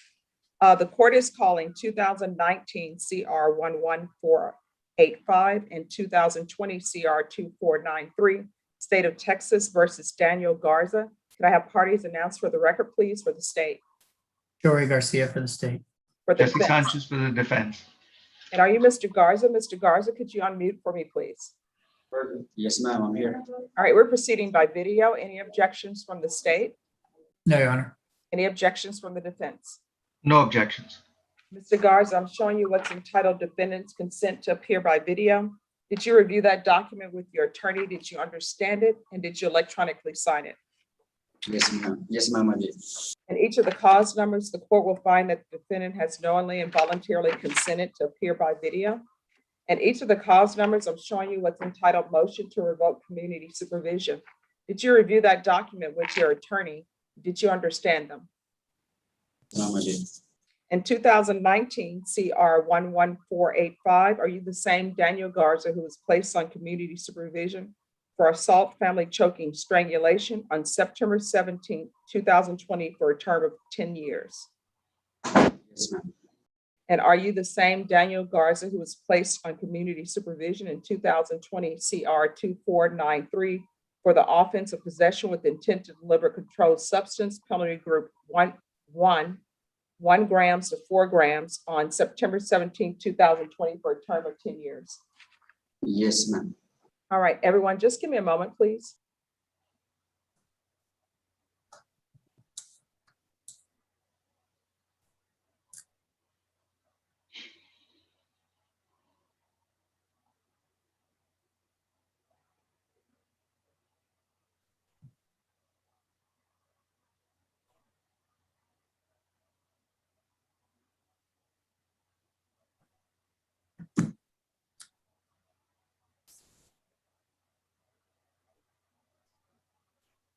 All right, where is Perez? I thought I saw him come on.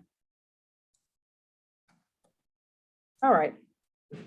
We'll go back on the record in Mr. Garza's case.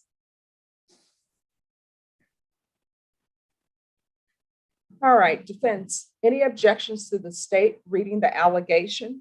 And your defendant's answer is for both allegations in both motions. Any objections to us proceeding that way? No objection, Your Honor. All right, state. Violated condition number 2 on or about the 10th day of May 2021 in Bexar County, Texas. The defendant, Daniel Garza, did then and there illegally use a controlled substance, namely methamphetamines, in violation of condition number 2. How do you plead to those in each of the motions, Mr. Garza? True or not true? True. State. And the state waives the remaining allegations, Your Honor, on both motions. Any objections to the state's waivers? No objection. And cause number 2019 CR 11485, did you understand by pleading true to violation of condition number 2, the court could find it true and sentence you up to 5 years in the prison? Did you understand? Yes, ma'am. Knowing that, do you still wish to plead true to violation of condition number 2? True. No. Knowing that I can sentence you up to 5 years in prison, do you still wish to plead true to violation of condition number 2? I don't get it, ma'am. I don't get it. Can you? You've pled true to violation of condition number 2 and cause number 2019 CR 11485. Is that correct? Correct. Do you know that I can sentence you to 5 years in prison in that cause number? Yes or no? Yes, ma'am. Knowing that, do you still wish to plead true to violation of condition number 2 in that cause number? No, ma'am.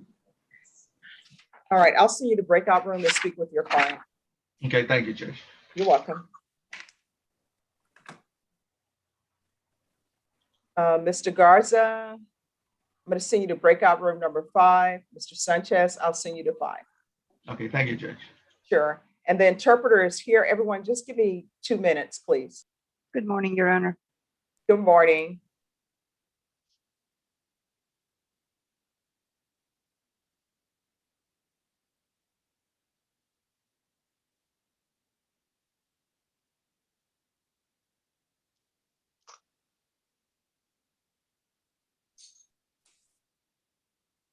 All right, I'm going to go to the interpretation function.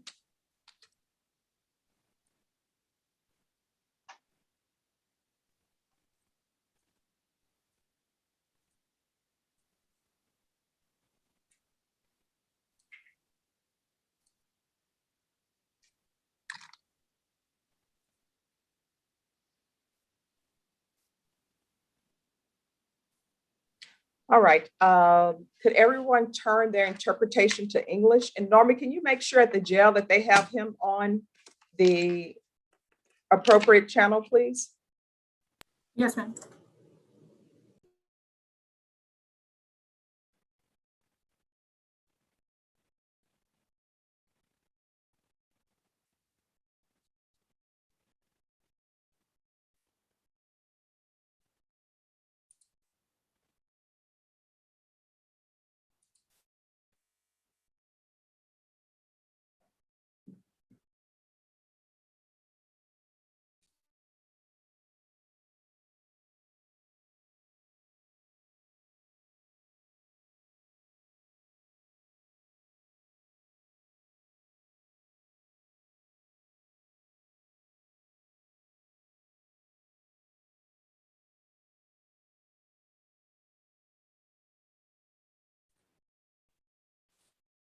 All right.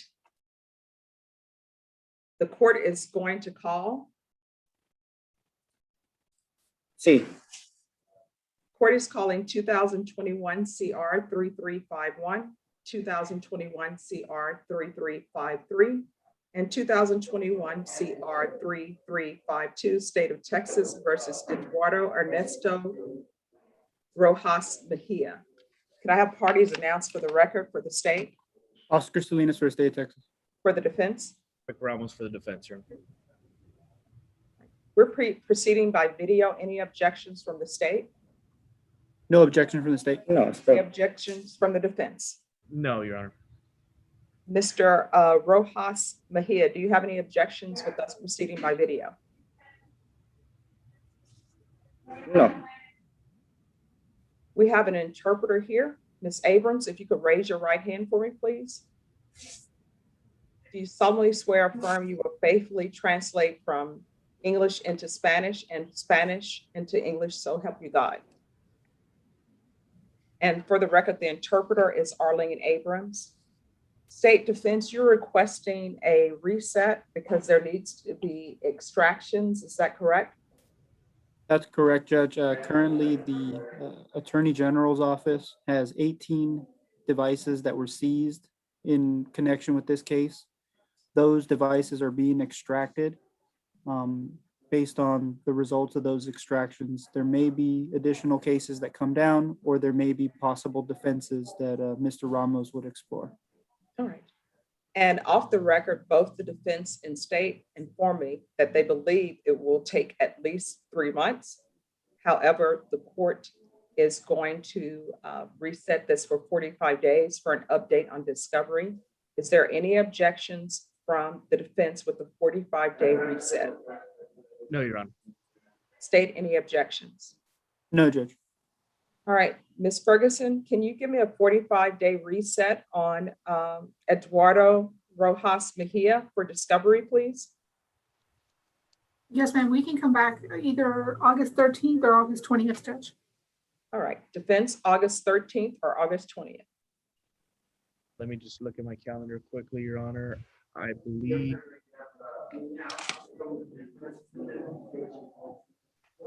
August 13th. All right, so we'll be back on August 13th. Mr. Rojas Mejia, do you have any questions about anything, Mr. Rojas Mejia? No. Right, and Mr. Ramos, are you able to speak Spanish? Is there any communications issues with your client? No, I'm a fluent speaker, Your Honor. All right. Thank you. I asked that because sometimes we're close to a jury trial and then the defense attorney will say, I think he should have someone who speaks Spanish. But all right, thank you. Have a great rest of your day. Do you need to speak with your client anymore, Mr. Ramos? Yes, Judge, if I can be excused and just go into a breakout room and leave from there, that'd be great. Well, don't leave him in the breakout room. Have him come to the main room so that Ms. Ferguson can excuse him. Thank you. All right, Mr. Mejia, if you'll go to number 7, please.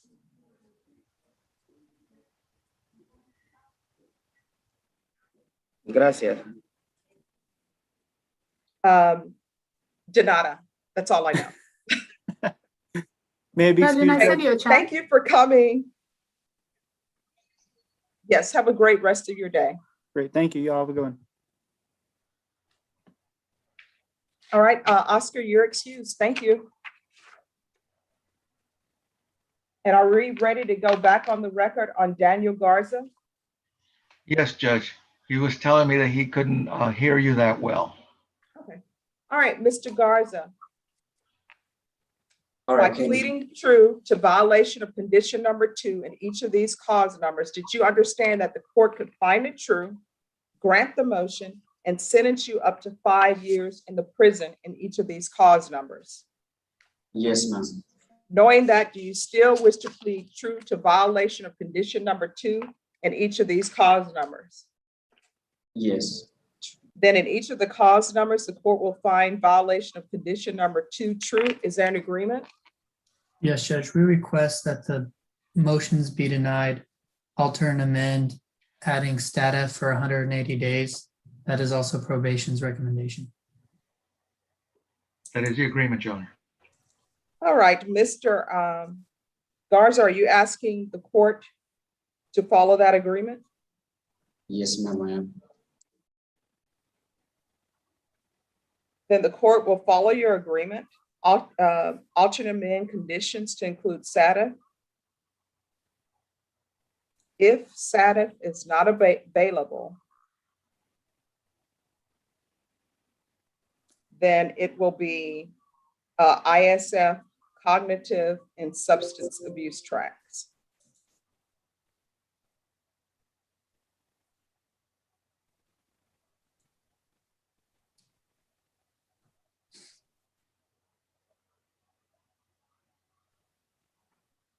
All right, that is the court's ruling.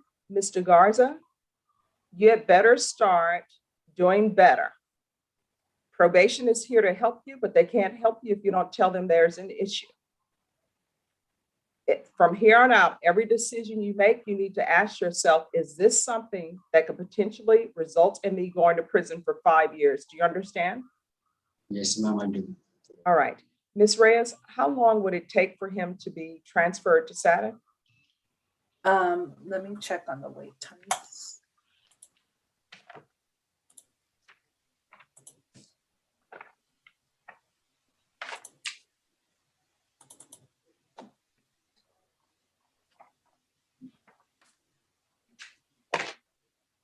After he's medically and legally cleared, there's no wait for SATIF at this time. Okay, awesome. All right, I'm gonna send you to a breakout room. Probation will go over conditions with you, Mr. Garza. And Mr. Sanchez, you can go into a breakout room with your client or you can be excused. Okay, thank you, Judge. You're welcome. Send you to breakout room number 1. Joseph Acevedo, you ready on Mr. Smith? Yes, Your Honor. And Rebecca, if you could just wait. Yes, ma'am. Okay, everyone, just one moment.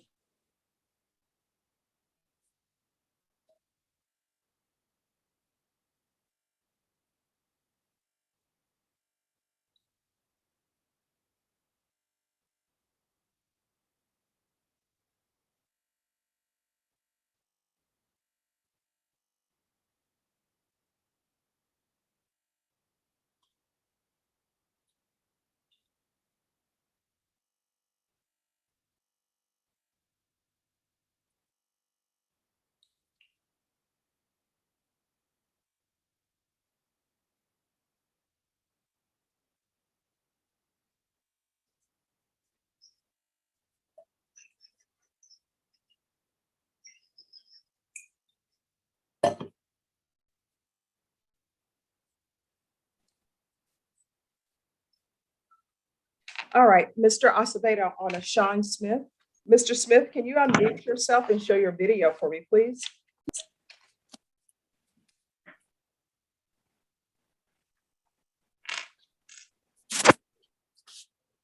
Hello, is there an issue with Mr. Perez? Oh, I think he's left. All right, we're still waiting for your client, Mr. Dawes. Okay, I'll be here. Okay, thank you. All right, the court is going to call 2020 CR 11704, State of Texas versus Sean Smith. Could I have parties announced for the record for the state? Hunter Morris. For the defense? Joseph Acevedo, Your Honor. And are you a Sean Smith? You're on mute, sir. Yes, ma'am. Yes, ma'am. All right, we're proceeding by video. Any objections from the state? None, Judge. Any objections from the defense?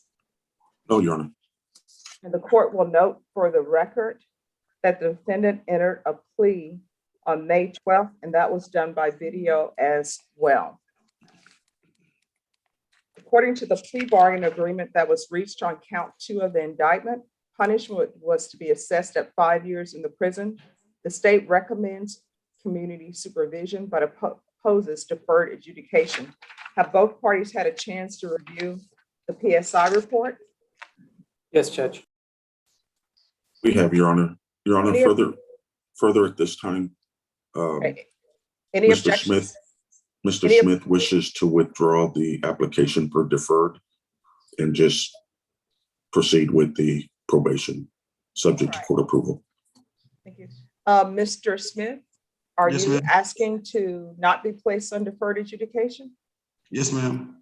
And do you realize that that will result in a felony conviction? Yes, ma'am.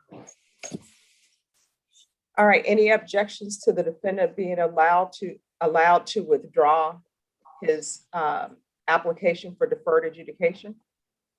No objection, Judge. All right. Defense, anything you wish to say on behalf of your client? Your Honor, we asked if the court would follow the plea agreement. Further, my client is now in a position where he's gainfully making money, providing services with computer security software. So he has found a niche to be able to provide for himself with legal proceeds. Further, he's awaiting monies for back wages, and that will assist him to sustain himself and be law-abiding. One issue that has come up, and I explained to him that he can't be doing it anymore, is over-the-counter CBC oil, I believe. And I've explained to him that he's going to need to get with the physician if there's an issue that needs to be addressed to obtain a legal prescription for something for any of those issues. And further, that he cannot be taking, even though it's legal over-the-counter CBC oils or any of that type of product. Okay. Mr. Smith, anything you would like to say? Oh, no, ma'am, I have no objection.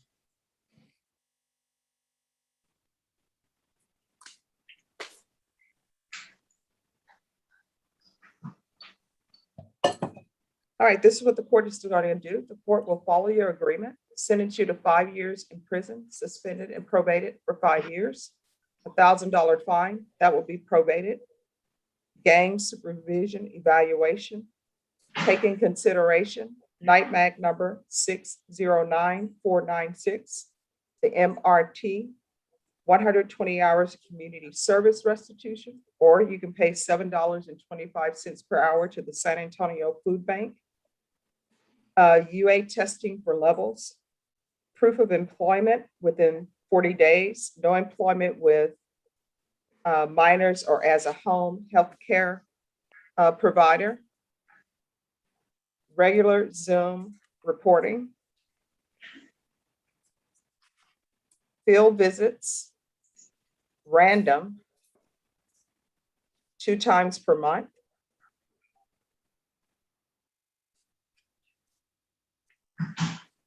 restitution of $57 for testing, and that's for the drug testing that was done. Rebecca, does he need anything else? No, ma'am.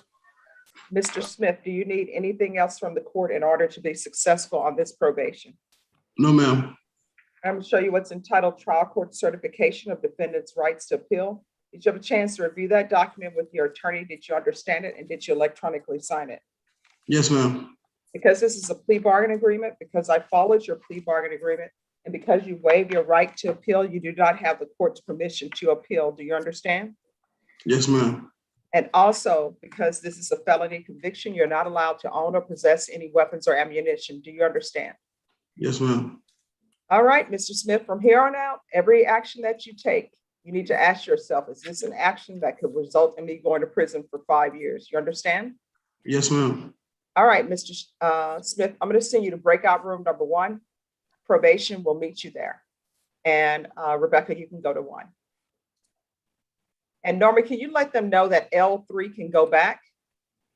And Mr. Acevedo, you can go to 1 if you want to go to 1, or either you're excused. Thank you, Your Honor. All right. Mr. Perez. Sean Dawes, your client is here. Yes, Your Honor. Good morning. Good morning, Mr. Perez. It seems that we have issues with you this morning. I'm so sorry. No, you will not. You look very lovely, and it's a beautiful day out. John. That's good. Now, here's the thing. What I can tell you is, with me, compliments get people nowhere, really. But I appreciate the compliments. Thank you so much. Well, yeah, I was trying to start it off on a good note. I mean, it is already on a good note, but here it is, Mr. Perez. I'm already in the The thing doghouse. is, no, the thing is, you need to start it on a good note when the deputies are bringing you down, because I don't like to have reports saying, take Mr. Perez first because we've had some issues. So we're going to start things on a fresh note. I appreciate your good morning to me, and I'm going to take that as though it's meant in a good way. I'm going to send you to a breakout room with your attorney. Thank you. And you're going to come back here in this main room, and you're going to let me know whether you're accepting the plea offer or not, because that is the last time that we or I will be hearing about a plea offer, okay? Yes, Your Honor. Can I address one thing? No. We're starting off with a clean slate. And our clean slate is you're going to a breakout room to speak with your attorney, okay? Yes, Your Honor. Thank you. All right. You're welcome. I'm going to send you to breakout room number 2. Thank you, Your Honor. You're welcome. Your Honor, if I may, Yes. I'm ready whenever the court is. No rush. I'm all done with my federal court in the morning. Thank you, Honor. But I'm not going to rush you. I'm all ready to go whenever you. Oh, I appreciate that. I appreciate the non-rush. But what I don't appreciate is if you're trying to drive and Zoom. No. I just left federal court and I'm going back to the hotel. But I'm ready whenever you are. Thank you. Okay, because I mean, you have the virtual background, but I see a seatbelt over your shoulder. Yeah. I just left federal court, but I'm ready to go whenever you are. I won't drive and I do No, the but are you driving while you're talking to me? Yes, Your Honor. Yes, Your Honor. All right. So yeah, let's Zoom back in after we finish driving. Thank you. I'll pull over right now. Thank you. All right. Thank you. Bye-bye. Brenda, I'm constantly trying to save lives, to stop people from doing things that they shouldn't do.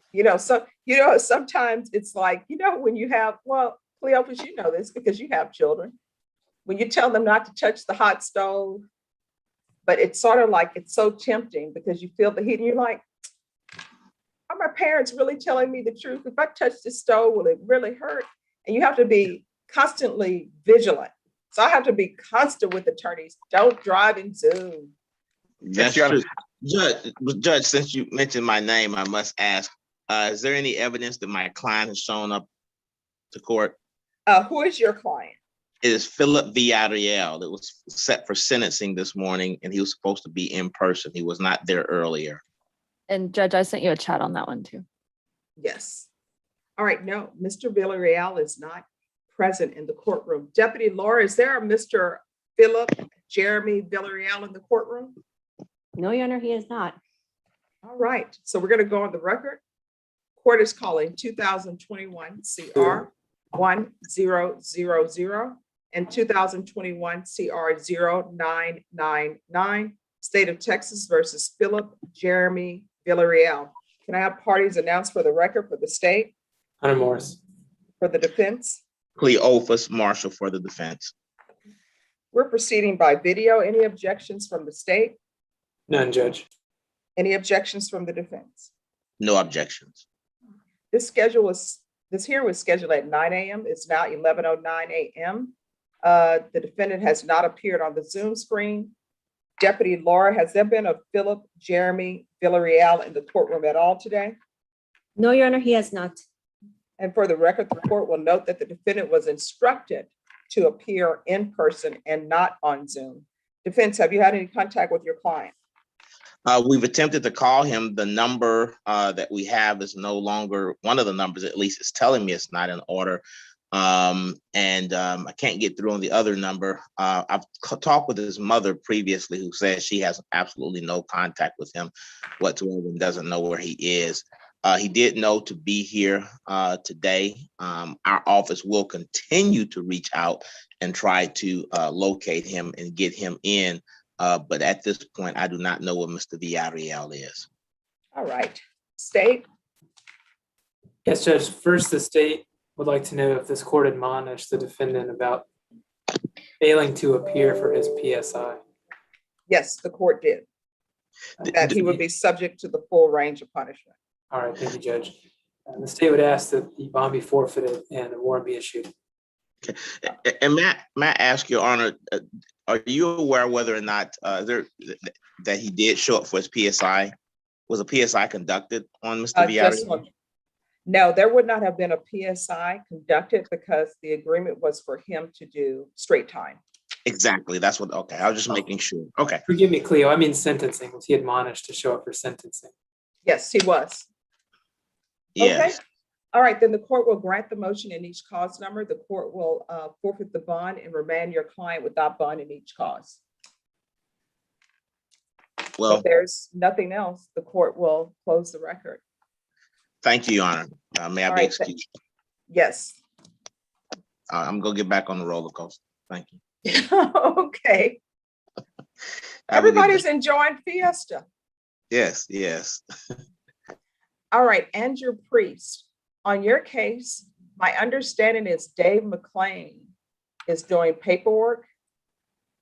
I don't believe so, Judge. I received notice last night to appear here this morning, and I'm sort of unaware of what the setting was for. Well, it's for a plea, and I guess because it didn't show up on my docket, I guess you are the attorney for some of the cases. Okay. Dave McLean is attorney for other cases. So it was here for oh no, you're Darcy Smith. Yeah, I'm Darcy. sorry. That's I okay. confused you with Jonathan Dash. No, Darcy Smith is here because he requested a PR bond, Okay. but we have heard it. So I don't know why it made the docket today. Yeah, I saw on the system that a PR bond was granted, so I wasn't certain why we were here today, but I'm here and Miss Smith is here as well. All right, yes, no, it's been granted. Norma, was there anything else for the court on this?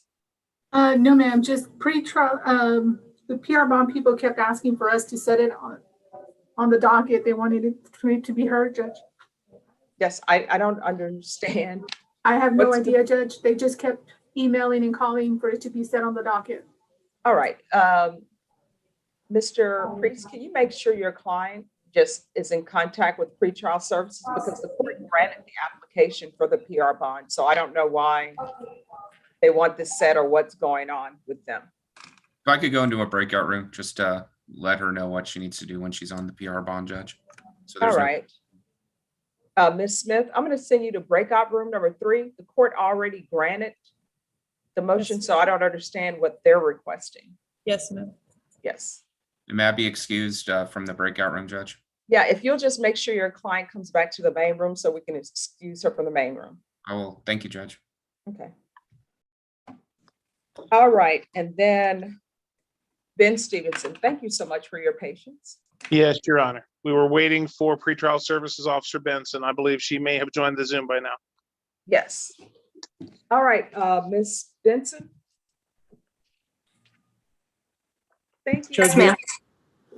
I'm sorry, just 1 second. Yes, Sean. Can you put me in a breakout room with Mr. Martin? For some reason, well, the jail muted Mr. Perez. We'll give you time to talk to Mr. Martin. So who do you need to speak to? David Martin. All right, Norma, can you see if David Martin can zoom in here, please? Oh, I'm sorry, right, he had that, okay, forgot about it. I mean, is the attorney on this David Martin? Yes. I think he's in a meeting. If Judge. Tom is there, I can talk to Tom. Okay, is this a David Martin case? It is, yes. All right, well, we're gonna get Mr. Martin here in a second. Okay. Your Judge. Honor. All right, Judge, everyone. attorney. Okay, everyone, just give me 1 second.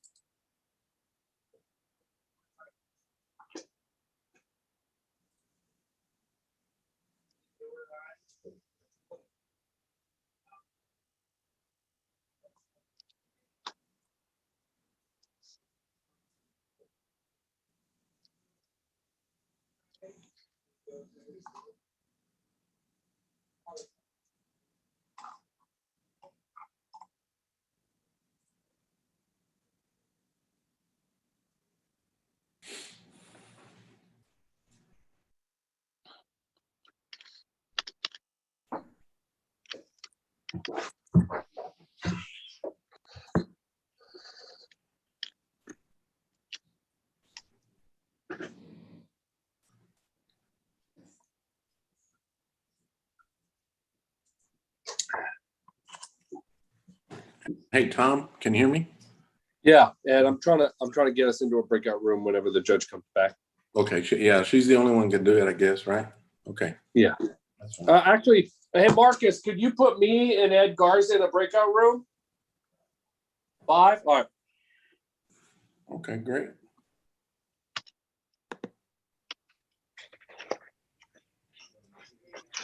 Okay. I'm sorry about that, Mr. Stevenson. We're back.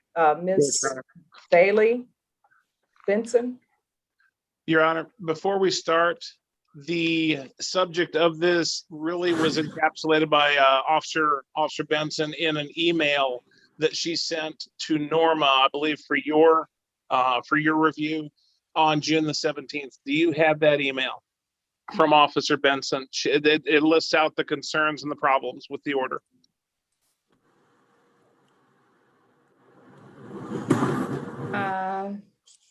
Let me see, just one second. All right, Ms. Benson, can you email to the court, to me, the document? Yes, where should I email it to? I'm putting it in the chat box to you.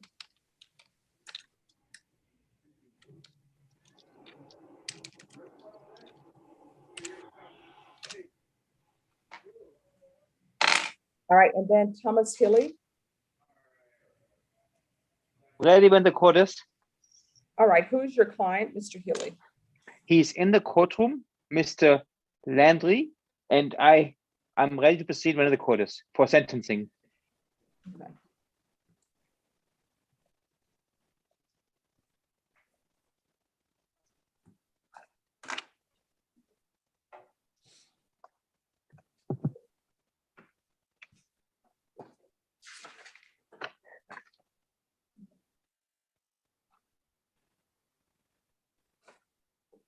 All right, have you reviewed the PSI report, Mr. Hilly?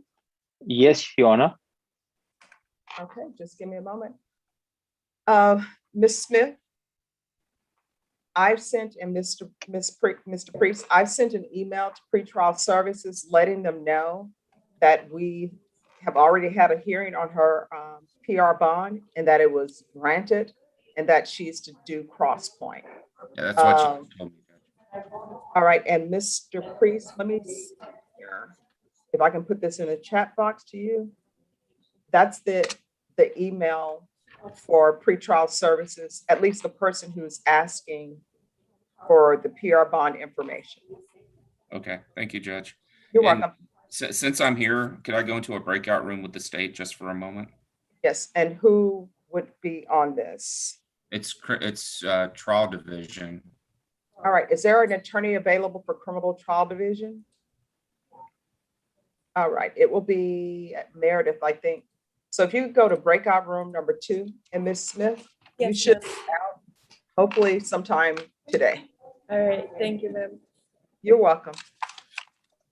And Ms. Smith, if for some reason you're not out, we'll have your attorney contact us and I'll make sure we check to make sure that you've been released. Yes, ma'am, thank you. All right, you're welcome.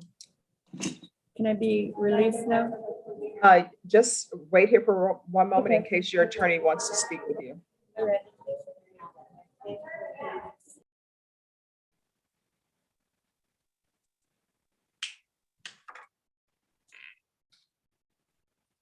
I'm sorry, your co-host now, Meredith. Thank you. All right, Ben Stevenson, I'm looking Yes, at the email now that I received. Thank you. She lists out what the problems and the impasses are, and as it stands, it looks like we have an impasse, but it looks like it'll Okay, be just easy to fix. a second. Let me read it. Thank you. Mhm.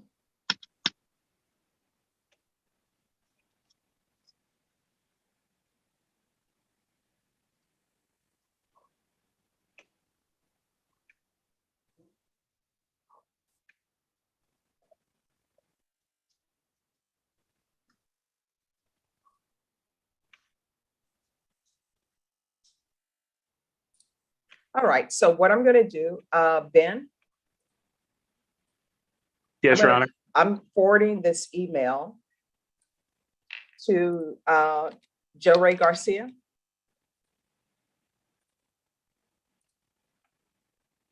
Joe Ray, if you've reviewed that, and I'm going to send you, Ben Stevenson, and Ms. Benson to a breakout room. And then if it's something that you all can't come to an agreement on, then I will make the call. Your Honor, I think you already ruled on these issues. I just believe it. But there's more that's being asked. Okay. Yes, Your Honor. If I'm it please the always, court, I'll join the breakout room. yes. And Joe Ray, if you could go to number 3, Miss Benson, if you can go to 3.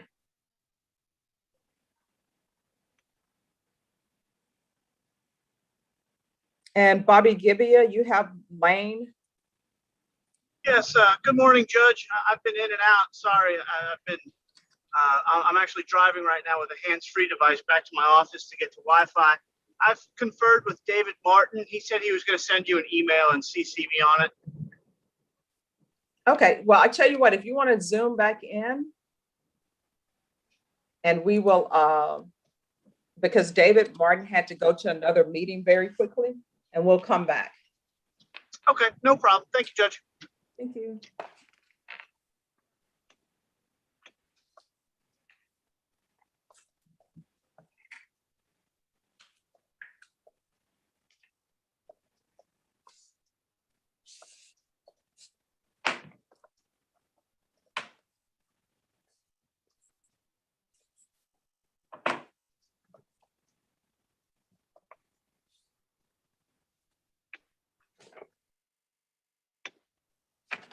Okay, then we're, Landry, is that family violence or criminal trial division? It is family violence, Your Honor. All right, as soon as family violence comes from the breakout room, I'll take that matter up. Thank you, Your Honor. You're welcome.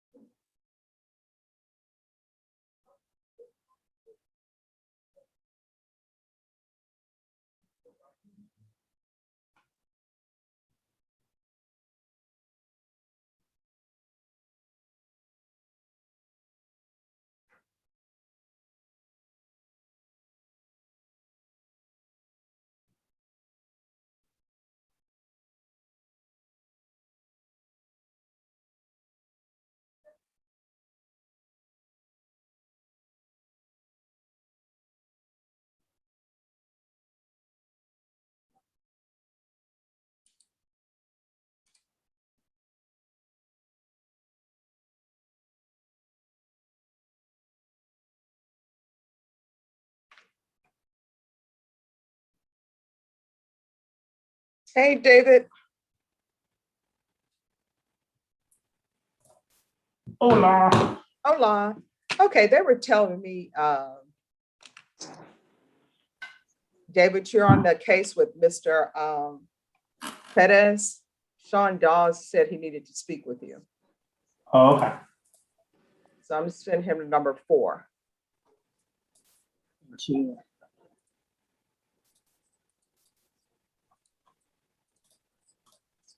And David, I will send you to 4.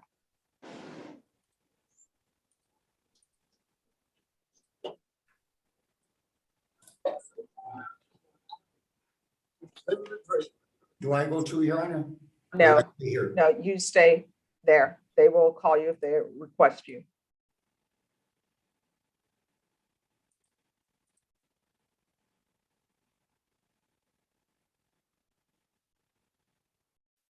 Would you mind if I address the court? Or if I can talk to you? No, not if the attorneys are not present. Okay. But will you give me a chance to speak, please?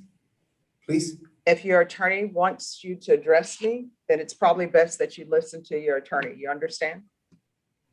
He won't show me the whole discovery. Nope, nope, don't do that. Here's the thing, one thing, let me just tell you what I don't allow. I do not allow people to talk about other people when they're not present.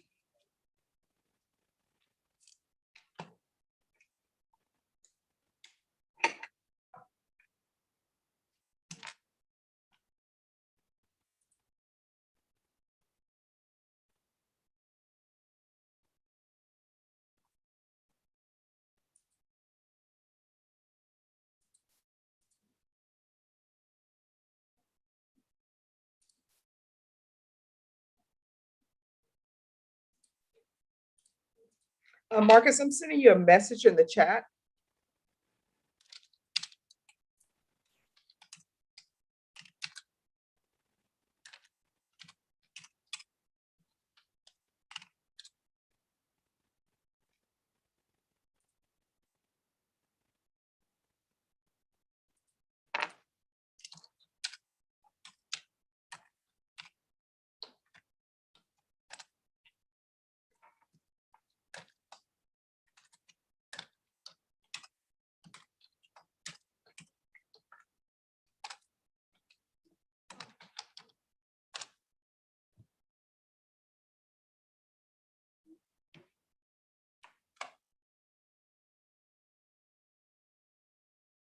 All right, David Martin, you're back.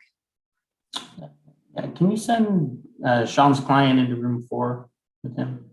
All right, Mr. Perez, I'm sending you to breakout room number 4. Let me find you on the screen. Thank you, Your Honor. Thank You're you. welcome. Just give me a moment.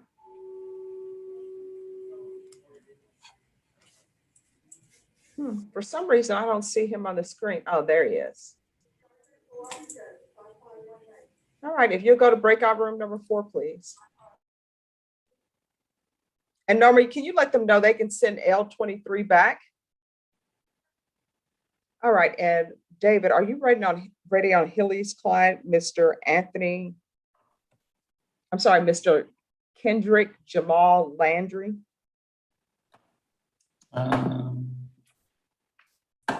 It's a sentencing.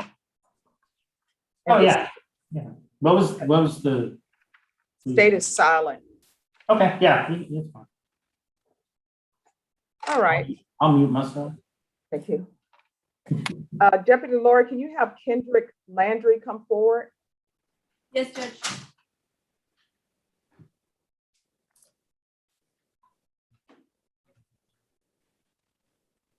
Right here, sir.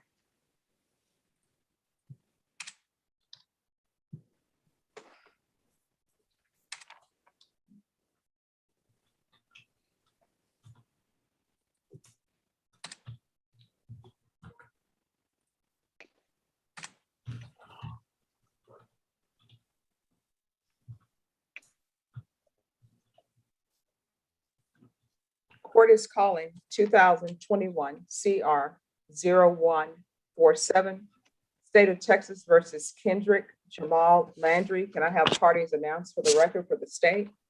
David Martin. For the defense? Thomas Hiller? And are you Mr. Landry? I'm sorry, courtroom, I can't hear Mr. Landry. Yes, ma'am. We're proceeding with sentencing by video. Any objections from the state? No objection. Any objections No. from the defense? No, Your Honor. And the court will note for the record that Mr. Landry is in the courtroom. This plea was taken by video on May 6th. The defendant pled no contest to count 1. The state waived count 2 and 3. The court found there was sufficient evidence of guilt. According to the plea bargaining agreement, punishment is to be assessed at a cap of 6 years in the prison. The state will remain silent, and there are other conditions that are added. State, have you had a chance to review the PSI report? Yes. Defense, have you reviewed the PSI report? Yes. Any objections to the PSI report, state? No objection. Any objections from the defense? Yes, some factual revisions which we are proposing through the testimony of my client. But let me just get to it when I call him as a witness. All right, what are the issues in the PSI report? Oh, it's just basically said it says that his when it comes to his parents, his mother passed away, not his father. And then Okay. also when it comes to the assault, how it happened, he does not deny in any way the offense. He just wants to add that he's accepting responsibility because he didn't have that language in the PSI. But I'm going to get that through his testimony, Your Honor. I am asking if I'm able to apply for probation because I have. Well, I have hold on, Mr. Lanty. In the PSI, it says he didn't give his version. I'm gonna, and he didn't say he was sorry, but he's going to do that in open court, Your Honor. That's all I'm adding, Your Honor. All right, can you raise your right hand for me, please, Mr. Landry? Do you solemnly swear or affirm the testimony you give with the truth and nothing but the truth, so help me God? So help you God? Yes, ma'am. All right, you can lower your hand. Could you state your name for the record, please? Kendrick Landry. All right, defense. Mr. Lanty, earlier today, you and we went over the PSI and it didn't have a version of what you wanted the judge to know about how you felt about what you did. Now is your chance in open court on the record in front of the judge to tell the judge how you feel about what you did and if you take responsibility for your actions. Yes, ma'am. I do feel bad about what happened. If I could take it back, I would. I let my emotions cloud my better judgment. I'm not a violent person. I don't like putting my hands on people, but at the moment I did fear for my child's life. So, I mean, I do apologize. It did happen and I can't take that back. And I do ask that I don't go to prison. I am not, I have a child here and, I just want to be out for him. All right, and the court will note for the record that in the PSI report, the Miss Priscilla Rodriguez has been assaulted by Raul Guerrero in the past, and that is the person that the defendant has assaulted. Is there anything else from either side? I do have some additional witnesses, but each one will take 5 minutes, Your Honor. All right. All right, this is what the court is going to do. Mr. Landry, you have a choice. I can give you deferred adjudication, or I can give you regular probation. If I place you on regular probation, you will be on probation for a 6-year period with the underlying of 6 years. If you were at any time revoked, the court will be able to sentence you up to 6 years in prison. I can give you deferred adjudication. If I were to give you deferred adjudication, if you were ever revoked, the court could sentence you up to 20 years in the prison. You know yourself better than I do. Are you able to successfully complete deferred adjudication or no? Yes, I am. All right, the court is going to sentence you to 8 years deferred adjudication. Well, you said 8 years? 8 years. Yes, ma'am. The BIPP course, parenting classes,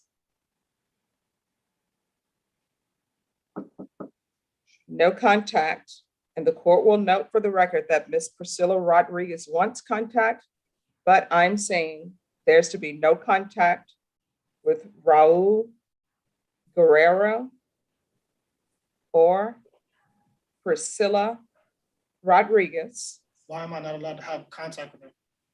I didn't put my hands on her.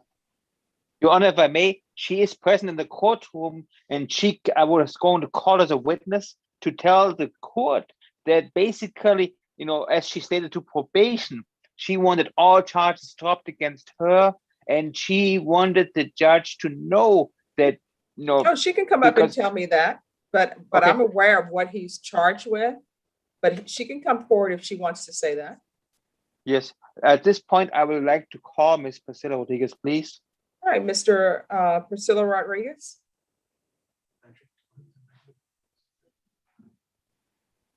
Can you raise your right hand for me, please? Do you solemnly swear or affirm the testimony you give will be the truth and nothing but the truth, so help you God? Yes, ma'am. All right, you can lower your Sorry, my hand. voice is a little sore. Yes, ma'am. No problem. All right. Defense? Miss, can you please state your name and how long you have known my client, Mr. Landry? Priscilla Rodriguez, and I believe we're going on about 2 years already. Okay. Can you please tell the court, you already told probation what your position was as to what he did to the victim in this case and to you as another victim in this case. But at this point, when it comes to, you understand the judge already granted him deferred, which means he is going to have to behave, otherwise he could face 20 years in prison. You understand that? Yes. The judge also just contemplated as a condition of his deferred to order no contact with you. Do you want no contact with him? Or are you okay with no harmful and injurious act? In other words, he can be mean to you, he can be violent to you, he can in any way. Go ahead. I'm sorry. I would like contact because he did nothing wrong to me. From the day I met him, he's been just the nicest person I've ever met.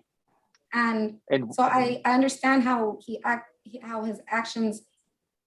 I did message him that day, the Raul Guerrero, and it's stated with the police, and we have documentation and everything. He stomped on me on my pregnant stomach. I started gushing out blood, and so I texted Kendrick like, I think I'm losing the baby. I left to the store to go get, all the stuff I needed, the pads, and to try to help stop it. And within that time, he went to go check on me. And I do not lock my door all the time when I know, like sometimes during the day, if I invite him over, because sometimes I'm cooking, sometimes I'm changing diapers and stuff. So I usually tell him just to walk in. So that's kind of what happened. And he knows the history of me and Raul. And we do have so much history, and it's documented with the police, restraining orders, everything. And the cops basically told me I had to forcibly move out of my apartment that day. And I did not have a say in anything. They said state was taking over. At this point, what is your current relationship status as to Mr. Landry? With who? With Mr. Landry, who are you in a relationship with? Yes, Mr. Landry. Okay, and do you live together? No. Okay, do you plan on living together in the near future? See how that goes so far. Okay, but in other words, you're asking the court to allow visit, but no, without any kind of violence. Yes, that'll be perfectly fine because we do have a child together now, and I don't think it's right for him to be taken away from him and not to see him or me and stuff like that. When I see he kind of jumped and protected a little bit. Yes. Well, a passive witness at this point, Your Honor. Thank you. Any questions from the state? No questions. All right, thank you. Anything else, Mr. Healy? At this point, because you already made your ruling, I will not call any more witnesses, Your Honor. Thank you. All right, and for the record, the court is going to note that in the PSI report, the official version, it says that the witness who just testified, Ms. Rodriguez, asked the defendant not to come to her home. So the court is going to do a no contact order with Raul Guerrero, Priscilla Rodriguez, no contact with 31149 East commerce, regular Zoom reporting, parenting classes, the BIPP course, 8 years deferred adjudication. Mr. Landry, if you're drug tested today, what are the results going to be? I should come out clean. Okay.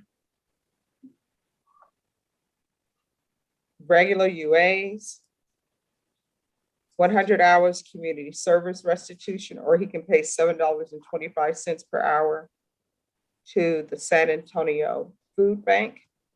Mr. Landry, once you have completed some parenting classes and some of the classes of BIP, the court will always reconsider your request to have contact, but for now, there will be no contact. Showing you what's entitled trial courts. I'm sorry, Rebecca, is there anything else that he needs? No, ma'am. Showing you what's entitled trial court certification of defendant's rights to appeal. Did you review that document with your attorney? Did you understand it, and did you electronically sign it? All right, because this is a plea bargain agreement, because I followed your plea bargain agreement, and because you waive your right to appeal, you do not have the court's permission to appeal. Do you understand? Yes, ma'am. All right, we can go off the record. Mr. Landry, I know you're probably upset right now because you thought, hey, why can't I have contact with her? I have a child with her. The reason why you can't at this particular time is because you have anger issues. I do. Right. And so we're going to solve that, because you know what? Your child does not need to see you being angry with the child's mother, does not need you to be angry with other people who she may have in her life. This is the way things work. Sometimes people want to play house. They don't understand the consequences of it. So let me explain something to you. The witness testified that you all, maybe you'll get back in a romantic relationship, maybe not. But for now, it's not a romantic relationship. So this is where you are. If she decides she wants to be with someone else, then you cannot interfere in that. Just like if you decide you want to be with someone else, she shouldn't be interfering in that. The main goal should be raising the child that you have and raising that child to know that everyone deserves to be respected and feel safe in their home. Do you understand?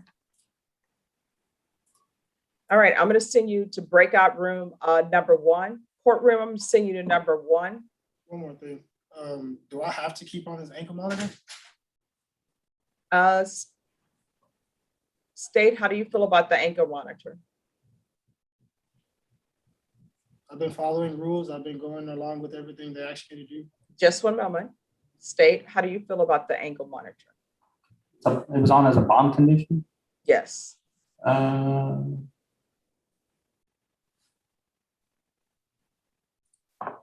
We can have it removed as long as he knows he has to abide by the no contact order. All right, Mr. Landry, we're back on the record, Brenna. The state has agreed to the removal of your GPS. If you violate that no contact order, there's going to be issues with the court. Do you understand? Yes, ma'am. All right, and Rebecca, can you also add field visits random 2 times per month? Yes, ma'am. And was that 100 community service hours? Yes. Okay. Oh, Brenda, I'm sorry. Also, Rebecca, I didn't mention employment for him. If I may, Your Honor, Yes. I was going to put on testimony his 2 managers. He's an assistant manager at Little Caesars. They're in the courtroom, and he has been employed there as an assistant manager. As No, I'm documented just, PSI. Mr. Oh, Hilly, sorry. I'm just doing proof of employment. That's all he Oh, needs to sorry. provide.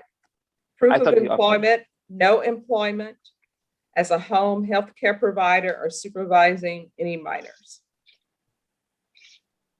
And that will be all. All right, I'm going to send you to breakout room with probation. They're in breakout room number 1. Mr. Hilly, you can go to number 1. Thank you. And after that, maybe excuse, Your Honor? Yes. Thank you. Your Honor, Rebecca's here. We don't need a breakout room. I sent the courtroom to number 1. She's in the court, Judge, so. Yeah. Oh, okay. All right. Thank you. All right, Ben Stevenson. Hello, Your Honor. We had a discussion, Joe Ray and Officer Benson and I believe that Officer Benson wanted to address the court on what things, if they were changed in your order, would allow what you intended to actually happen.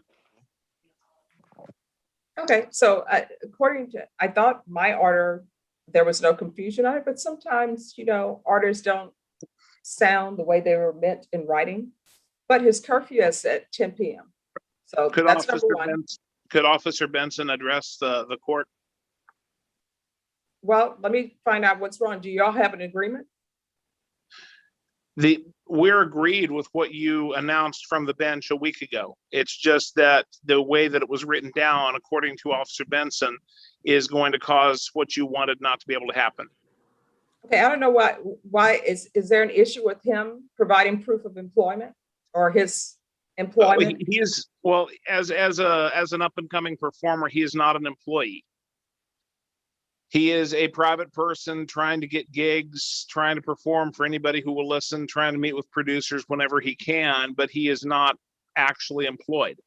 Okay, so here's the thing, and maybe I'm misinterpreting things, but if I'm a singer and I'm trying to get employed and they say, Stephanie, we have a contract for you to appear at the Alamo Dome on June 24th, 2021. Will you sign this contract? I sign it. And in that contract, it will usually tell you, you're due to perform at 8 p.m. You need to be on stage at 8 p.m. And we're expecting you to be here from 8 p.m. to 11 p.m. And then if I'm under pretrial services condition, what I will do to stay in compliance with the court's order, I would send pretrial services a copy of that contract that shows I signed a contract. I'm going to be at the Alamo Dome, on the 24th. My hour is from 8 to 11 or whatever. Is that not doable? Is that the issue, Ms. Benson? For that, for contracts, that's fine if it says like here to here, signed contracts. It's from a venue, it says his name, it says the time, because that's what I explained to him. It needs to be his name pretty much needs to be a letterhead. It needs to be legit. Like Mr. Stevenson was saying, oh, if he can go to a corner of a street and just perform. Yeah, no, we're not doing the street corner performance. Yeah, no. It needs to be it needs to be like a legit proof of employment. Also, he said he's going to be meeting with like studio performers, marketing himself. That's fine, but it needs to be also proof of employment. Like I need him to show that he's being employed by those people or somehow, employing himself. That's why we requested the tax documents or that he is self-employed. Okay, so here's the thing. So I can make it clear so everybody can be on the same page. If he's performing at, I don't know, a bar, there should be a contract. Turn that contract over to pretrial services. If there's no contract, then honestly, the court is sort of protecting him, because if it's not written in the contract, then they could not pay him and he would be out of luck. If he wants to perform on a street corner, that's not going to be allowed. If he has to be in a studio because he has studio time, pretrial services, he can go to the studio. But my understanding from my knowledge of the entertainment world, studio time isn't free. So he would have to have a contract for studio time. And it would have to be in the contract. They usually tell you how much time you're getting the studio for. They don't just say, oh, you're coming to the studio and we don't know how long it's going to be, because there's a fee for studio time. There's a fee if they're going to have musicians there with you. So he needs to be able to provide that. Is there a reason why he can't provide that? No, that's perfect. Your Anything Honor, with a contract. okay, Your Honor, my client is also trying to promote himself. He's meeting with executives. It's not so much other performance, but he's trying to meet with executives and people who can advance his career and open opportunities. So he normally would be taking frequent business trips to Houston. during our hearing a week ago, you said that your concern was not so much what time he got back from trips like that, but just that he did not stay at a hotel. Do you recall that, Your Honor? I recall that, but I recall there that he needs to have some sort of documentation. Here's the thing, people can be influencers. I don't want to clip anybody's wings to stop them from going anywhere. But if he's standing on street corners, if he's just randomly showing up, knocking on doors for executives saying, give me a shot, then it's like he's not on GPS, and I'm not having that. So here's the thing, if he's booked studio time, there should be a contract. Provide the contract to pretrial services. If he's meeting with the executives, there should be some proof somewhere that he's meeting with the executives. I think everything has to be done on an appointment with them. I mean, if you are like a major singer and they just think your voice sounds like the angel, then maybe they would be like, oh, underneath my window, there's this guy singing. His voice sounds like angels. Let's bring him up. The judge directly. Do you But think that normally doesn't happen.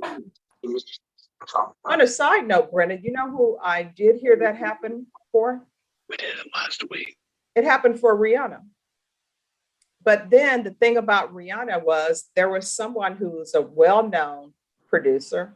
I think it was the people who produced Janet Jackson. They brought her in and the person heard her and they're like, hey, we've got to sign her. So she was signed on the spot. But that's rare and, you know, far in between. So there we go. Can I get clarification? If he does have meetings out of town or performance out of town, will curfew be adjusted accordingly as long as he provides notice in advance? He needs to have a signed contract with that time. And let me just tell you, I've said he can work. I know pretrial services. I know Miss Benson. I know she's going to be reasonable. I know if he has a performance in Houston and his performance ends at 10, I know they're not going to come to me and say his stage performance ended at 10. He's off the stage and he should be back in Bexar County by 10:05. I'm sure y'all are not going to be doing that, right, Miss Benson? Of course not. No. And like I was saying in the breakout room, you know, it's a 3-hour drive back. We know that. So there we go. Problem solved. And Your Honor, also, go ahead. I'm sorry, you first. also, like I was saying, that per his conditions, per the bond conditions, it is a 75-mile radius that they do have to stay inside of Bexar County. So we would also need it to be stated that he can travel 75 miles outside of Bexar County. Okay. What I will put in there is that he will be allowed to travel to employment. Okay. Yes. Thank you, Your Honor. Anything else? Your Honor, we also want to make sure that as far as proving that he is a business, that we're not going to get stuck on that because it does not require a business license to be a performer the way it does to be an electrician. So it's not normal that a person would have a business set up around themselves if they're simply an aspiring performer. So we want to make sure. I've already made it clear. Okay. That he needs to provide contracts to them. If he's performing, he needs to have a contract, something that documents this is where he is. And if he needs to make a business trip to market himself, promote himself, how does he provide pretrial services with what they need so that he can make frequent business trips to promote himself? Because that's very much a part of getting more work. And I'm not going to allow him to just travel freely. If there's something where he's promoting himself, he needs to get pre-approval from pretrial services. He just can't say, oh, I'm going to stand on this corner or whatever to promote myself. I'm not allowing it. So if he wants to meet with an executive in Houston, how does he go about doing that so that we don't He needs to contact Miss Benson. Okay. And he needs to provide her appropriate proof that that's where he's going. And if Miss Benson says she needs more proof, he needs to provide that. And if you all can't come up to an agreement, then you guys come back here. Okay. So Officer Benson is instructed to approve business travel as long as it's documented. Everything needs to be documented. Okay. Now, how with the provision for pre-approved travel, where is the curfew at on this? Are we still with the curfew I just want to make sure that I understand. Because I don't. There is a curfew. Okay. And that curfew is 10 p.m. Okay. And if he needs exceptions to that, then he needs to document them and get pre-approval, correct? Yes. Okay. I think we can work with that to start. We thank you for clarifying that. All right. Thank you. Thank you, Judge. Thank you for coming in, Ms. Benson. Yes, of course. Thank you so much, Your Honor. May we be excused? Yes. Thank you. Okay. Sean Dawes, Mr. Pettis. Yes. And ma'am. everyone after this, we're taking our 12 o'clock break. Okay, he wants me to talk to Mr. Martin again about a counter offer to the counter offer. All right, David Martin, if you could go to breakout room number 3. Sean, if you could go to 3. 3, okay, thanks. Me too? No. Okay.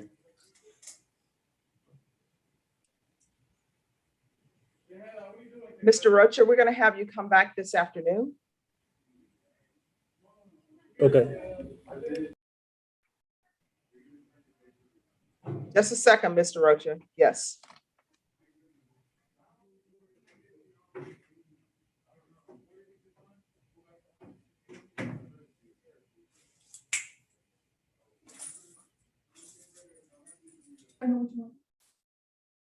Mr. Rocha, could you unmute for me, please? Yes, ma'am. Your attorney is in jury trial in another court. So as soon as he finishes with his jury trial, he'll contact us and we'll put your case back on the docket for motions, okay? Okay, thank you. All right, thank you.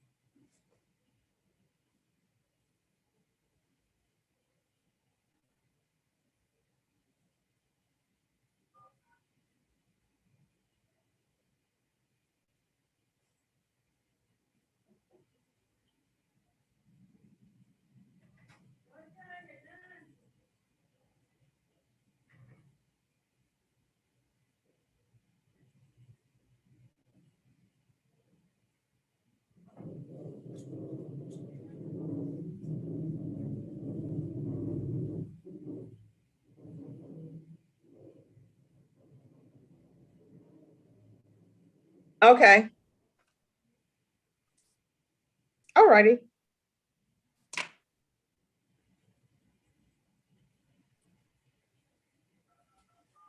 Mr. Dash, we're going to bring you back at 2 p.m., okay?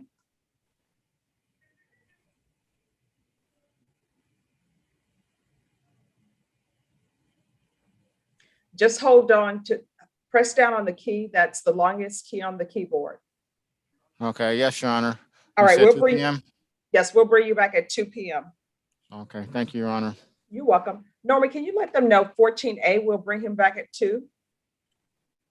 Yes, ma'am.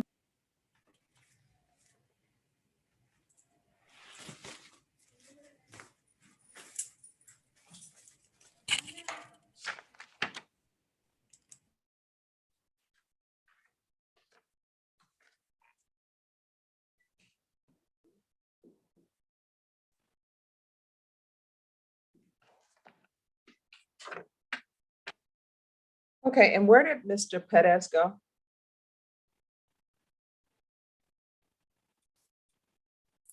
I sent him to 3 with Sean. Okay, all right, thank you.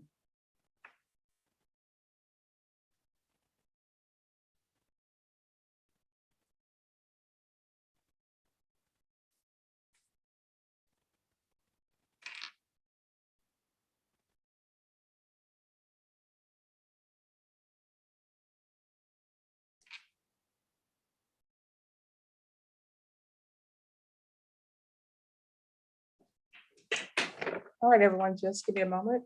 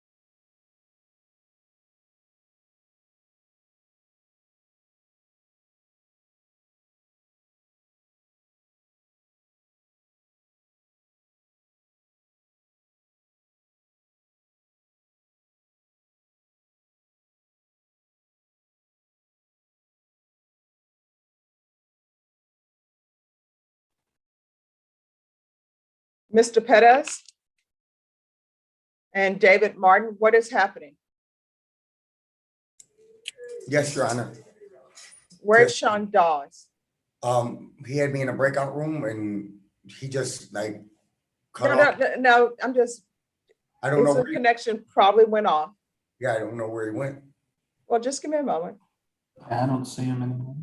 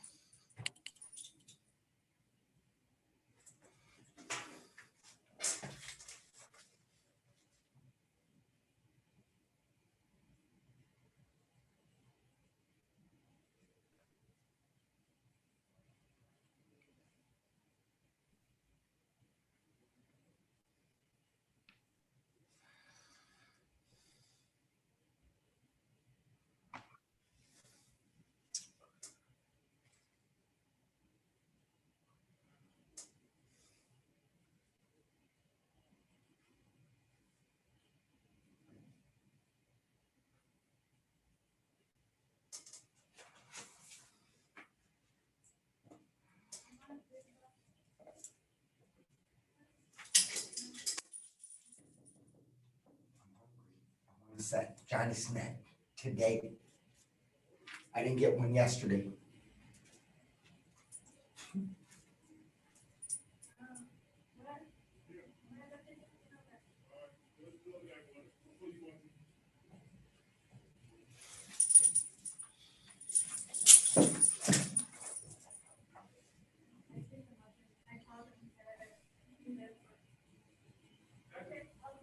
All right, Sean, what are we doing with your client? Is this going to be a jury trial? What's happening here?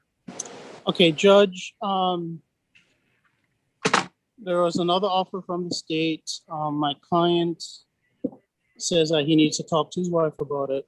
No, let me just explain something to everybody. There will be no further continuances for plea bargain agreements to be reached in this case. So either there is an agreement that's going to be reached today, or it's not going to be reached. Mr. Perez, the court is taking its lunch break. It is noon. We will have you back here at 2. And Mr. Perez, I don't know what happened over at the jail, but let me just tell you right now, if I end up with a complaint from the jail, don't act surprised. If I end up with a complaint from the jail, John, please, stop. Listen to what I'm saying. Do not interrupt me. And if you want to continue to interrupt me, I will send you back and we will not hear your case. Stop with the apologies, and you need to control yourself. You are an adult. You're not a toddler. We will come back here at 2 p.m. I don't want to hear any complaints from the Bexar County Jail about broken vacuum cleaners or whatever else is happening over there. If there's an issue with you coming down to be on this Zoom, you will not be called to be down. I am not going to make special arrangements because people are not behaving. We're going to come back at 2. You can either accept the state's offer or not accept the state's offer. This case has been going on forever. If you don't want to accept the state's offer, that's fine. The court is always available for jury trial. So, Ms. Ferguson, we're taking our break. Mr. Perez, you will be brought back at 2 p.m. Mr. Dawes, I'll see you back at 2 p.m. All right, thank you, Your Honor. You're welcome. And with that, we're going to stop Zoom. Hopefully everyone will have a great lunch.